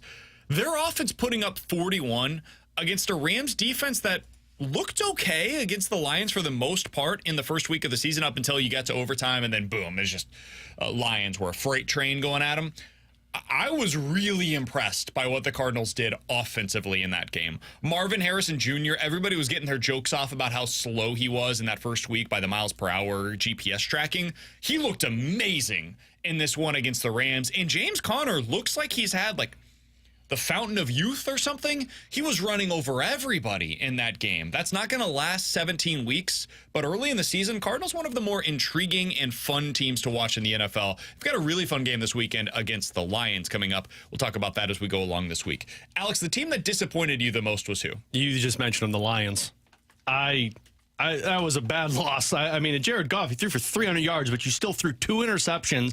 You had no ability to score any touchdowns there. The running game was fine. That was a little concerning because I thought Detroit was going to be a scary good team this season. And not that Tampa's bad, but I don't think you should have lost that game against Tampa Bay at home, more to say than anything. Yeah, I think their defense has really showed that it's still not up. Which I thought they improved it. It's still not at the level. They got a bunch of guys, but the team for me is, and I had them in our Pick'em challenge, it's the Colts. To me, you can't go on the road in Green Bay with them not having Jordan Love and they have Malik Willis at quarterback. We all knew what their I didn't know, but you guys knew what their game plan was going to be, which is, hey, they're going to run the ball 50 times. Can we stop the run? And the answer was no. They couldn't stop the run. Anthony Richardson and his YOLO offense hurts the Colts at times when he's not completing those passes. You're spot on. He throws 50-50 balls that are going to be picks or it's going to be an incompletion, but most of the time it's the picks. I was not impressed with the Indianapolis Colts. They're 0-2, and for a team that I thought, I didn't think they'd win the South. I thought it was going to be the Texans division, but I thought they were a wild card team. I left this weekend going, I don't know if they're a playoff team. I thought there were way more options for this than there were for the team that surprised. I thought this was a disappointing weekend for a lot of the contenders across the league. Cowboys getting blown out the way that they did. It's hard not to mention them in this scenario. They were terrible. Looked awful. Offensively, defensively, everything in between. They looked poorly coached. They just looked sloppy. So the Cowboys have to be the first team that I mentioned. But beyond them, it goes well further than that. 49ers did not look good offensively. A lot of that is credit to the Vikings, especially with what they're doing defensively right now. But come on, dude. 17 points. And that's back-to-back weeks in which I don't think Purdy's been very good. I mean, I know he has the volume stats, but if you look, there's been a couple throws that he's missed. There's a couple deep balls that he's thrown. They haven't looked clean with him at quarterback. Jaguars, 13 points at home against the Browns. You're going up against Deshaun Watson and you lose. Anytime you lose to Deshaun Watson, I got to call you out. Yeah, it's just hard to get disappointed with a team that you don't have a lot of expectations for. Yeah, but they should be better than this. A lot of people thought they were going to be a playoff team, and this is not a playoff team with the way that they've played in the first couple of weeks. And then maybe the most disappointing team to me, I thought the Ravens would bounce back in a big way here. At home, going up against a Raiders team that is not particularly impressive, man. I know they've got some fun defensive linemen, and they're annoying to go up against because they have Devontae Adams offensively, and then they have a bunch of pass rushers that are going to get after you. That's not a fun 60 minutes of football, but you should come out winning. They've got Gardner Minshew as their starting quarterback, man. And for the majority of that game, they looked lifeless. Unfortunately, so did the Ravens.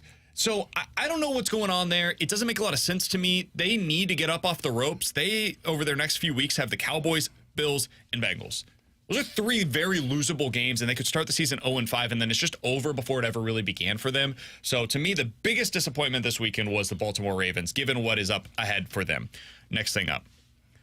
Alex, which loss showed you a weakness that a contender, in your opinion, might not be able to overcome? Dallas's running game.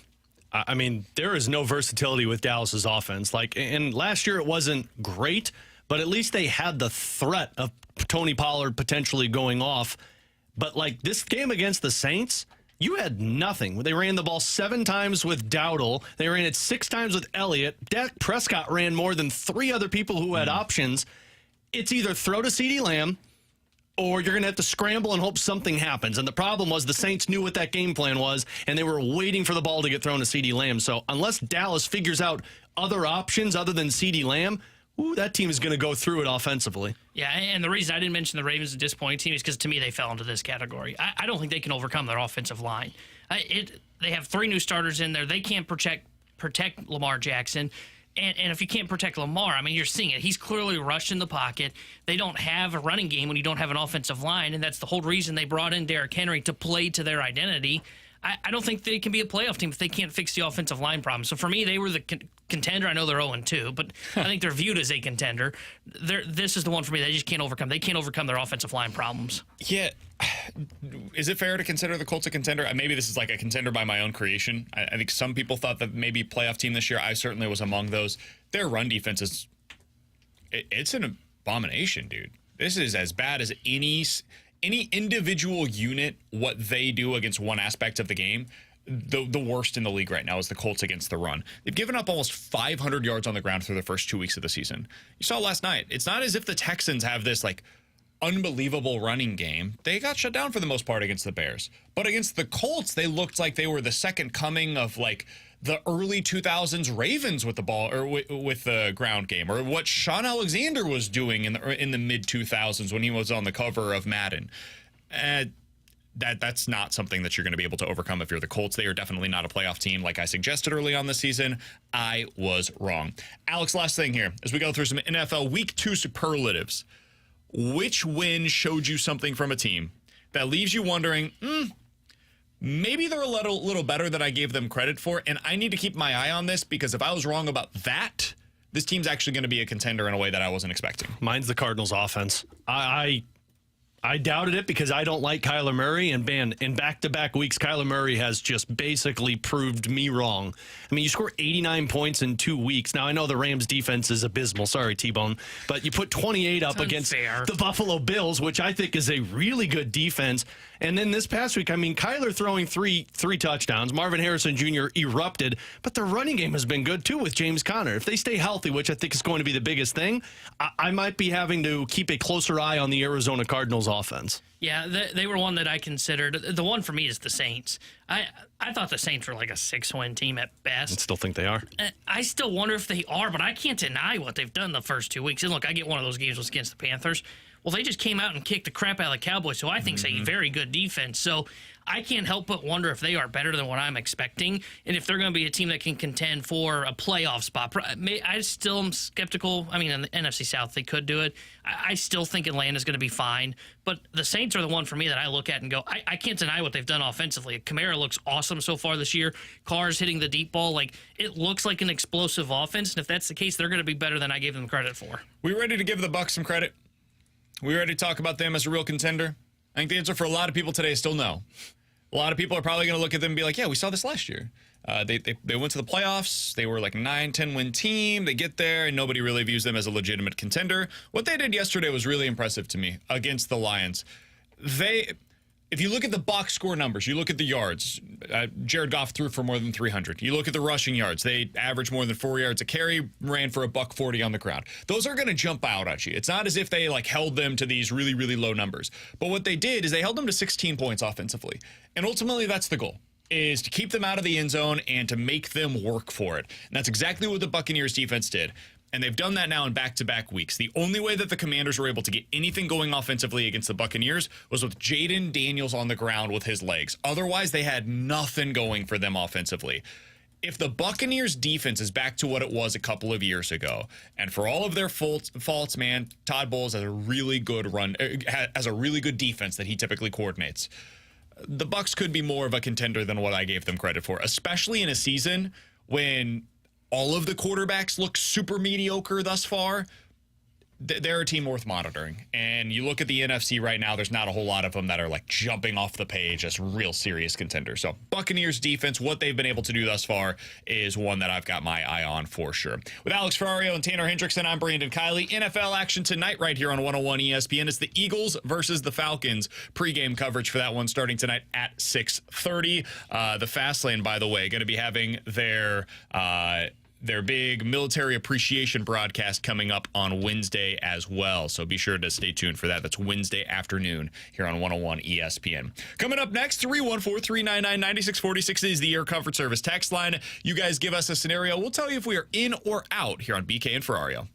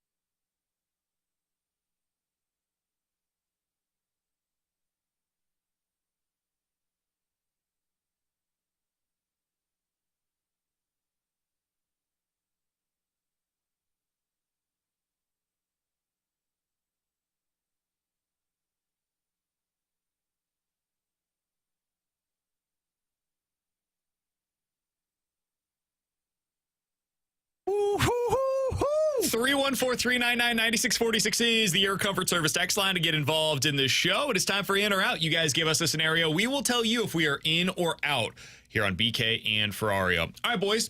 We, through the first 2 weeks of the NFL season, have seen teams throw for an average of 193 passing yards per game. An average of 193 passing yards per game, per team, through the first 2 weeks of the season. For context, that has not been below 200 yards through the first, or 215 through the first 2 weeks of the season at any point over the last decade.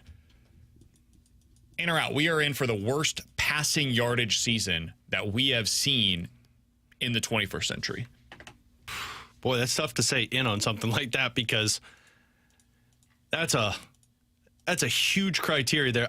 I'm going to say out. I'm going to hope that the offenses open up a little bit more once we get beyond this third and fourth week and shake off all of the preseason, no playing in the preseason games. I'm going to hope the offense starts to open up a little bit more because there's way too many dynamic offenses that have just been silent from start to finish. It's weird.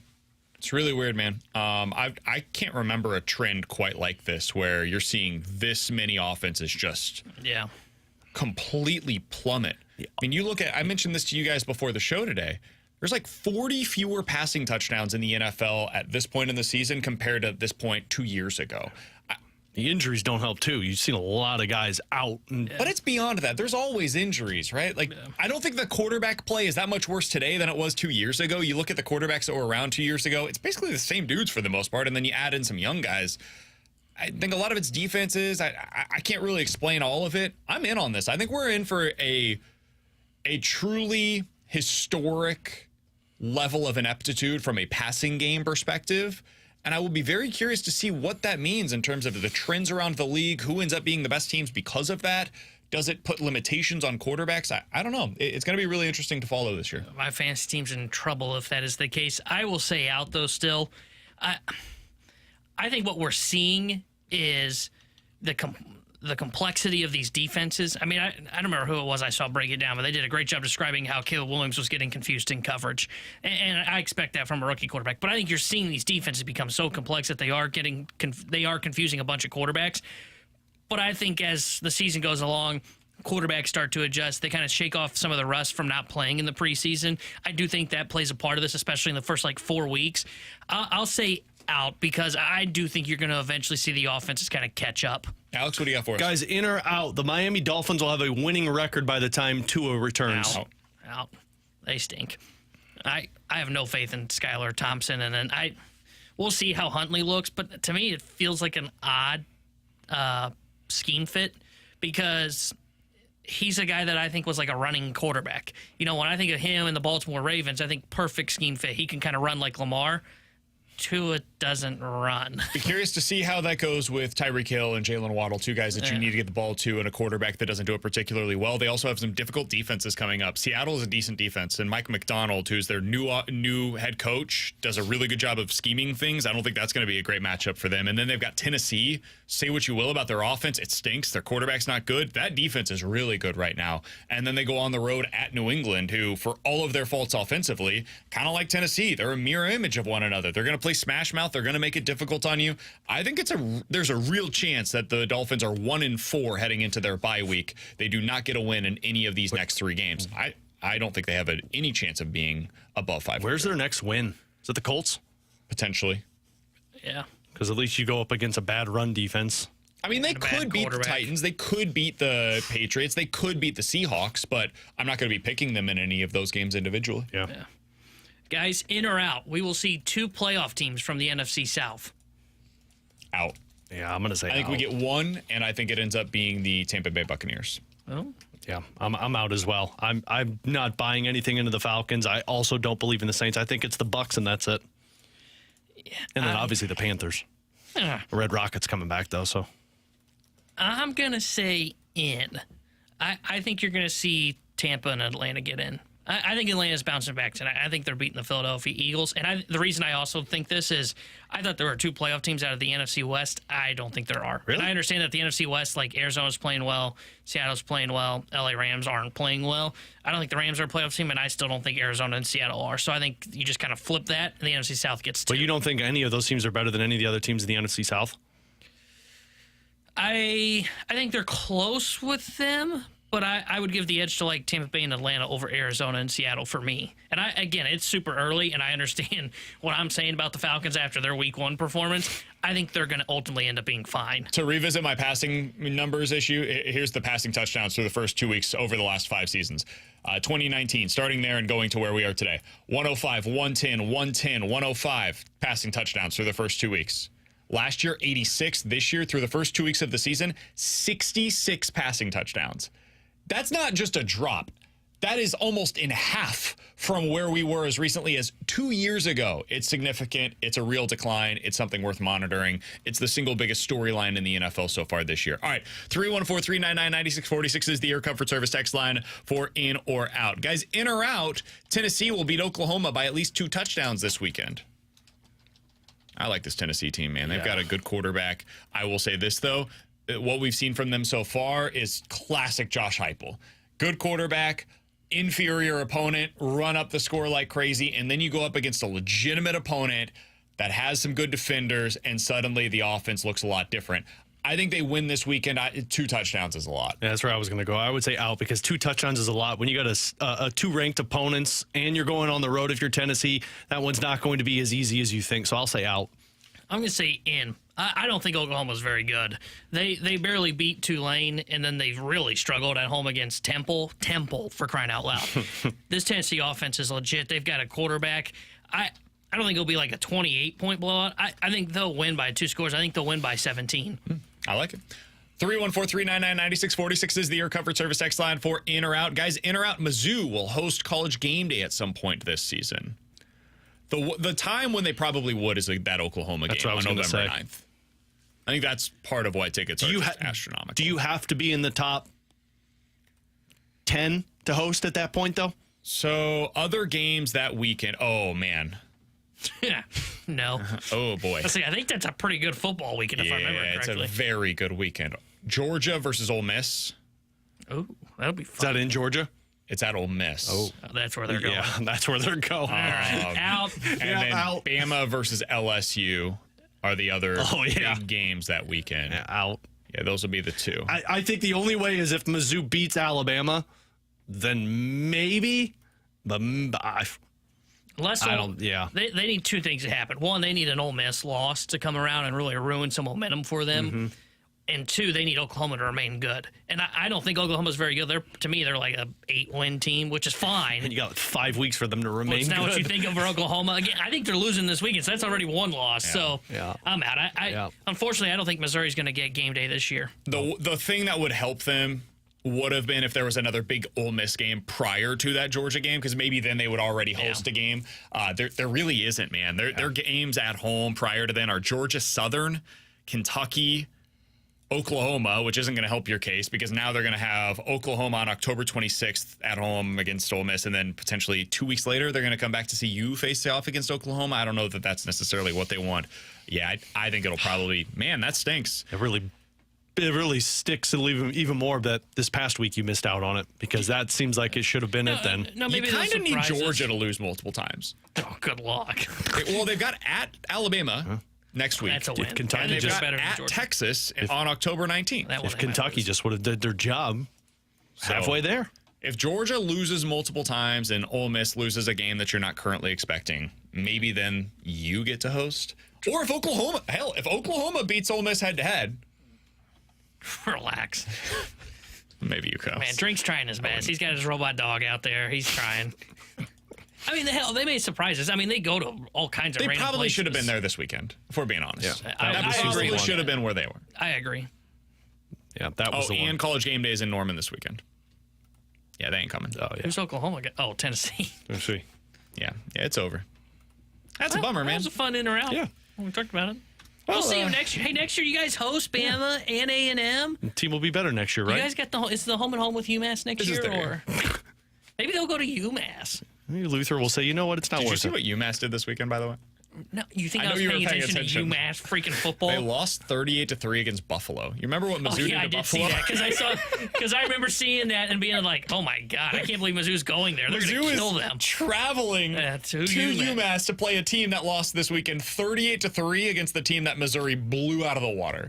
I can hear a drink right now getting on the plane. Road trip. Unbelievable, man. All right, coming up next, how much value are we putting in seeing this version of Lars Nootbaar? Big on base, really low slugging percentage. What does that mean for the Cardinals? Talk about it next here on 101 ESPN.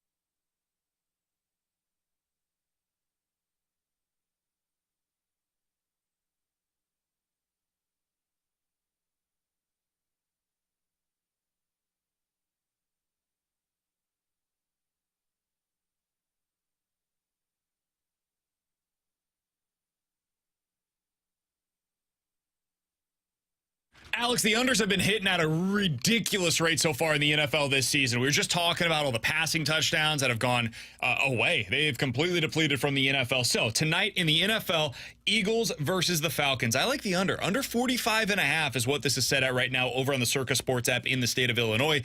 And I like the Eagles. If you went over to FanDuel, you would get them at -5.5. But at Circa, they're taking care of you. It's -5, and by betting $10, I'm going to win 27 over on Circa. I would only win 25 over on FanDuel. They have the best odds possible, and you're going to win the most money possible when you're betting with the Circa Sports app in Illinois. That's why they always tell you to go check out other sports books. They know you'll be back because of those tight money line splits. And when you're making the bets on the Circa app, put all of them together. Make some big parlays because they do not limit you based off of your winnings. Everyone is the same limits, unlike other sports books that do limit certain players with their winnings. So check them out today. Download it for tonight. Download it for week 3 throughout the NFL and college football season. If you or someone you know may have a problem with gambling, call 1-800-GAMBLER or text ILGAMB to 833-234.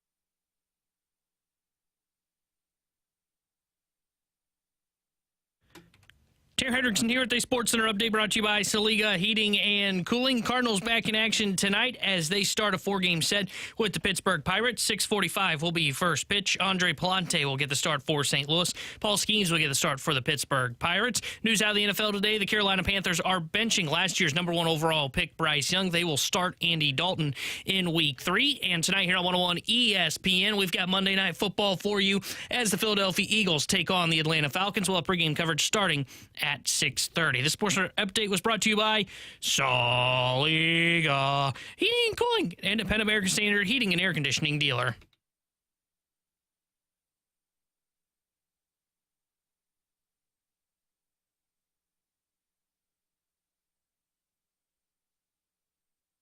Skeens has Nootbaar, drills that one to right, and it's gone. Line drive homer for Lars Nootbaar, just to the right of the Cardinals bullpen. And we are tied at 2 here in the 7th inning. That's what it sounded like over the weekend. Lars Nootbaar with a home run. That's become a rarity, Alex. He hasn't shown a lot of power over the past couple of seasons. With Alex and T-Bone, I'm BK. Coming up in the next segment, we're going to give you a chance to score a pair of tickets to see Brooks and Dunn with special guest David Lee Murphy. That's coming up on April 25th at the Enterprise Center. So stay tuned for that. We're going to give you a chance to win those tickets coming up in the next segment. I do want to talk a little bit about Lars Nootbaar, because if you look since the start of last season, guys, Julio Rodriguez and Lars Nootbaar have the exact same OPS. Exactly the same. 768 for each of them. But they've gone about it in a very different way. Newt has gone about it with a high on base, lower slug. Rodriguez has gone about it with a lower on base, but a higher slugging percentage. Here are some of the players that Nootbaar has a better OPS than, outfielders primarily, since the start of last season. Randy Rosarena, Lourdes Gurriel Jr., Adolis Garcia, Nick Castellanos, Michael Harris II. Those are all good players, starting caliber outfielders. So this idea that he's like this fourth outfielder, that's nonsense. He's a starter in Major League Baseball. I do think there are fair questions, though, about the value of a player that succeeds the way that he does offensively, especially when you already have in this lineup a guy like Brendan Donovan, who gets on base at a very high clip in his own right, is a left-handed batter, and is playing a lot of outfield for you right now.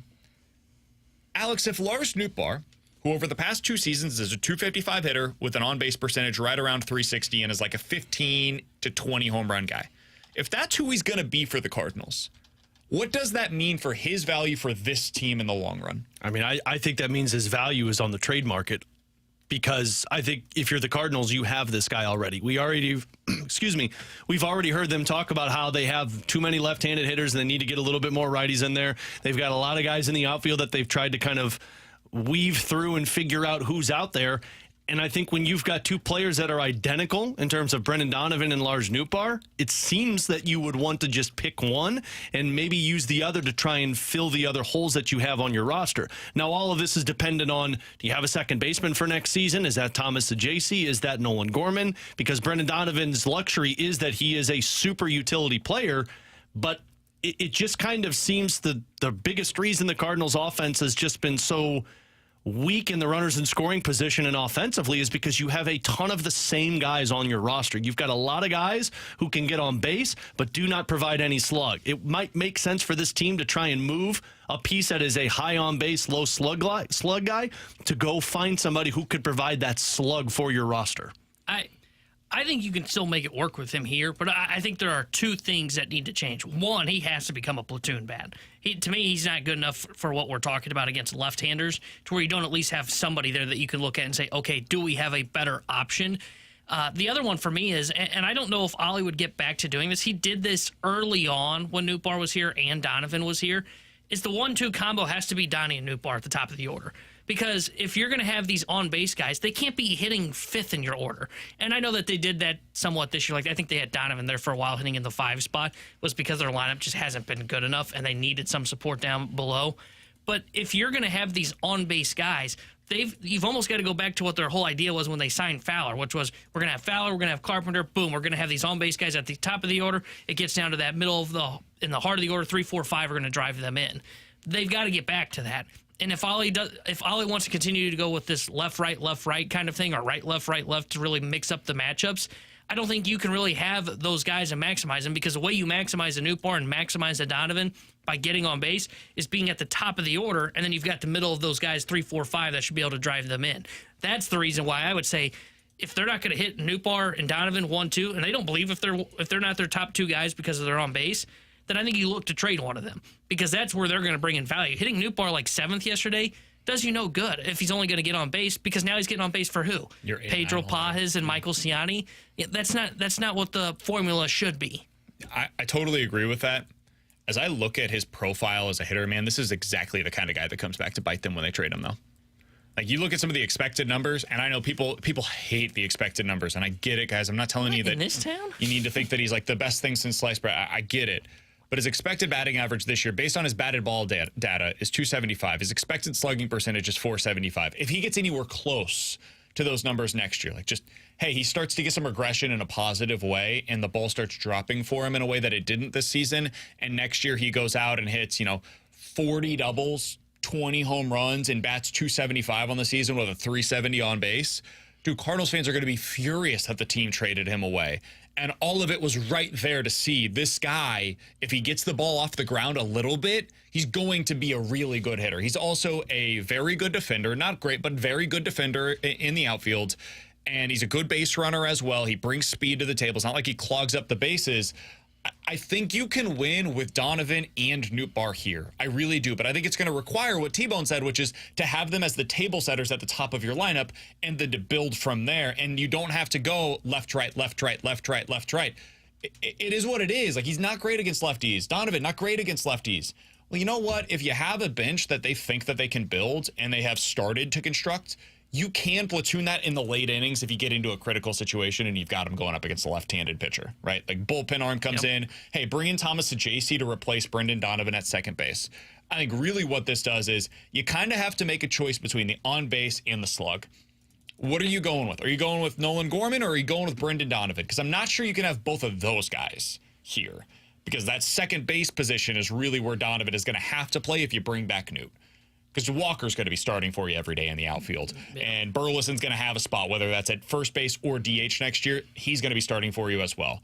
They have some pieces. They're missing the star. They're missing the dudes that drive in Newton Donovan. That's the problem. They don't have the 3 or the 4-hole hitter. So does he still have the value if he's not a guy that's going to produce the way that we hoped that he could at some point with the power?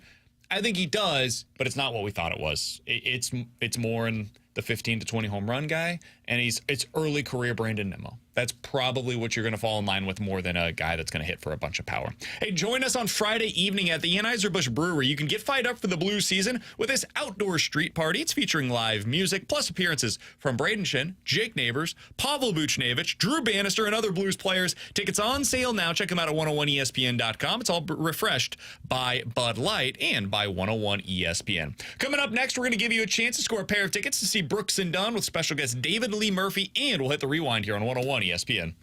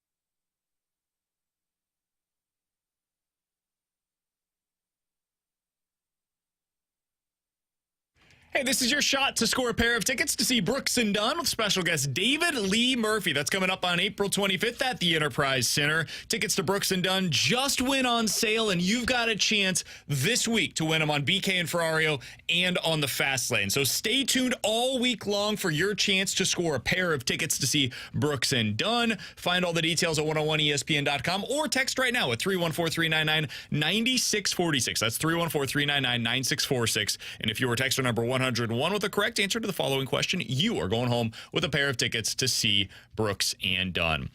Earlier today, you guys heard our pick'em reveal. I was very confident that one NFL team was going to beat the ever-living hell out of another, and it went as poorly as could have happened for me. Who was the team that I picked to cover the spread? That ended up not exactly doing that. If you have the correct answer to that, your texter number 101, you are getting that pair of tickets to see Brooks and Dunn with special guest David Lee Murphy on April 25th. All right, to finish out the show today, Alex, let's hit the rewind. If you missed anything from today, check it out on the podcast page, 101ESPN.com, and the free 101 ESPN app is where you go to find it. It's all presented by Dobbs Tire and Auto Center. Cardinals back in action this evening. Paul Skeens on the mound for the Pittsburgh Pirates. Alex, which of these two teams do you think, just looking at them one for one, has a brighter future ahead of them, the Cardinals or the Pirates, as currently constructed? God, I feel like they're similar. I would say the Pirates because they have an ace and a scary good rotation available to them moving forward. The Cardinals got better roster pieces, but man, when you got an ace and like a shutdown trio of rotation pitchers, I think I would lead in that way. Boy, I think Granted, I think they're both very similar. I think they are very similar because I don't think either team has an internal kind of superstar with them. Like Brian Reynolds and Wilson Contreras to me are kind of offensive superstars.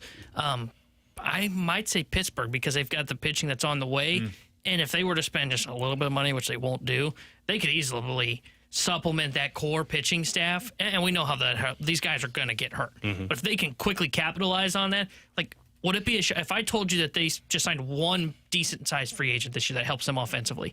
Would it shock you if I said that they make the playoffs next year and could get to the NLCS? We talked last week about can the Cardinals take the Royals' path toward contention next year? Yeah. The team that I think is closer to being able to do that is the Pirates. Agreed. Because they do have that pitching staff, and they have a lockdown back into the bullpen that they could potentially build around as well. They're missing the superstar. They don't have a Bobby Witt Jr. in their lineup the way that the Royals do, but man, you've got a top three in your lineup with Reynolds, Cruz, and McCutchen that's been pretty damn productive for the most part this year.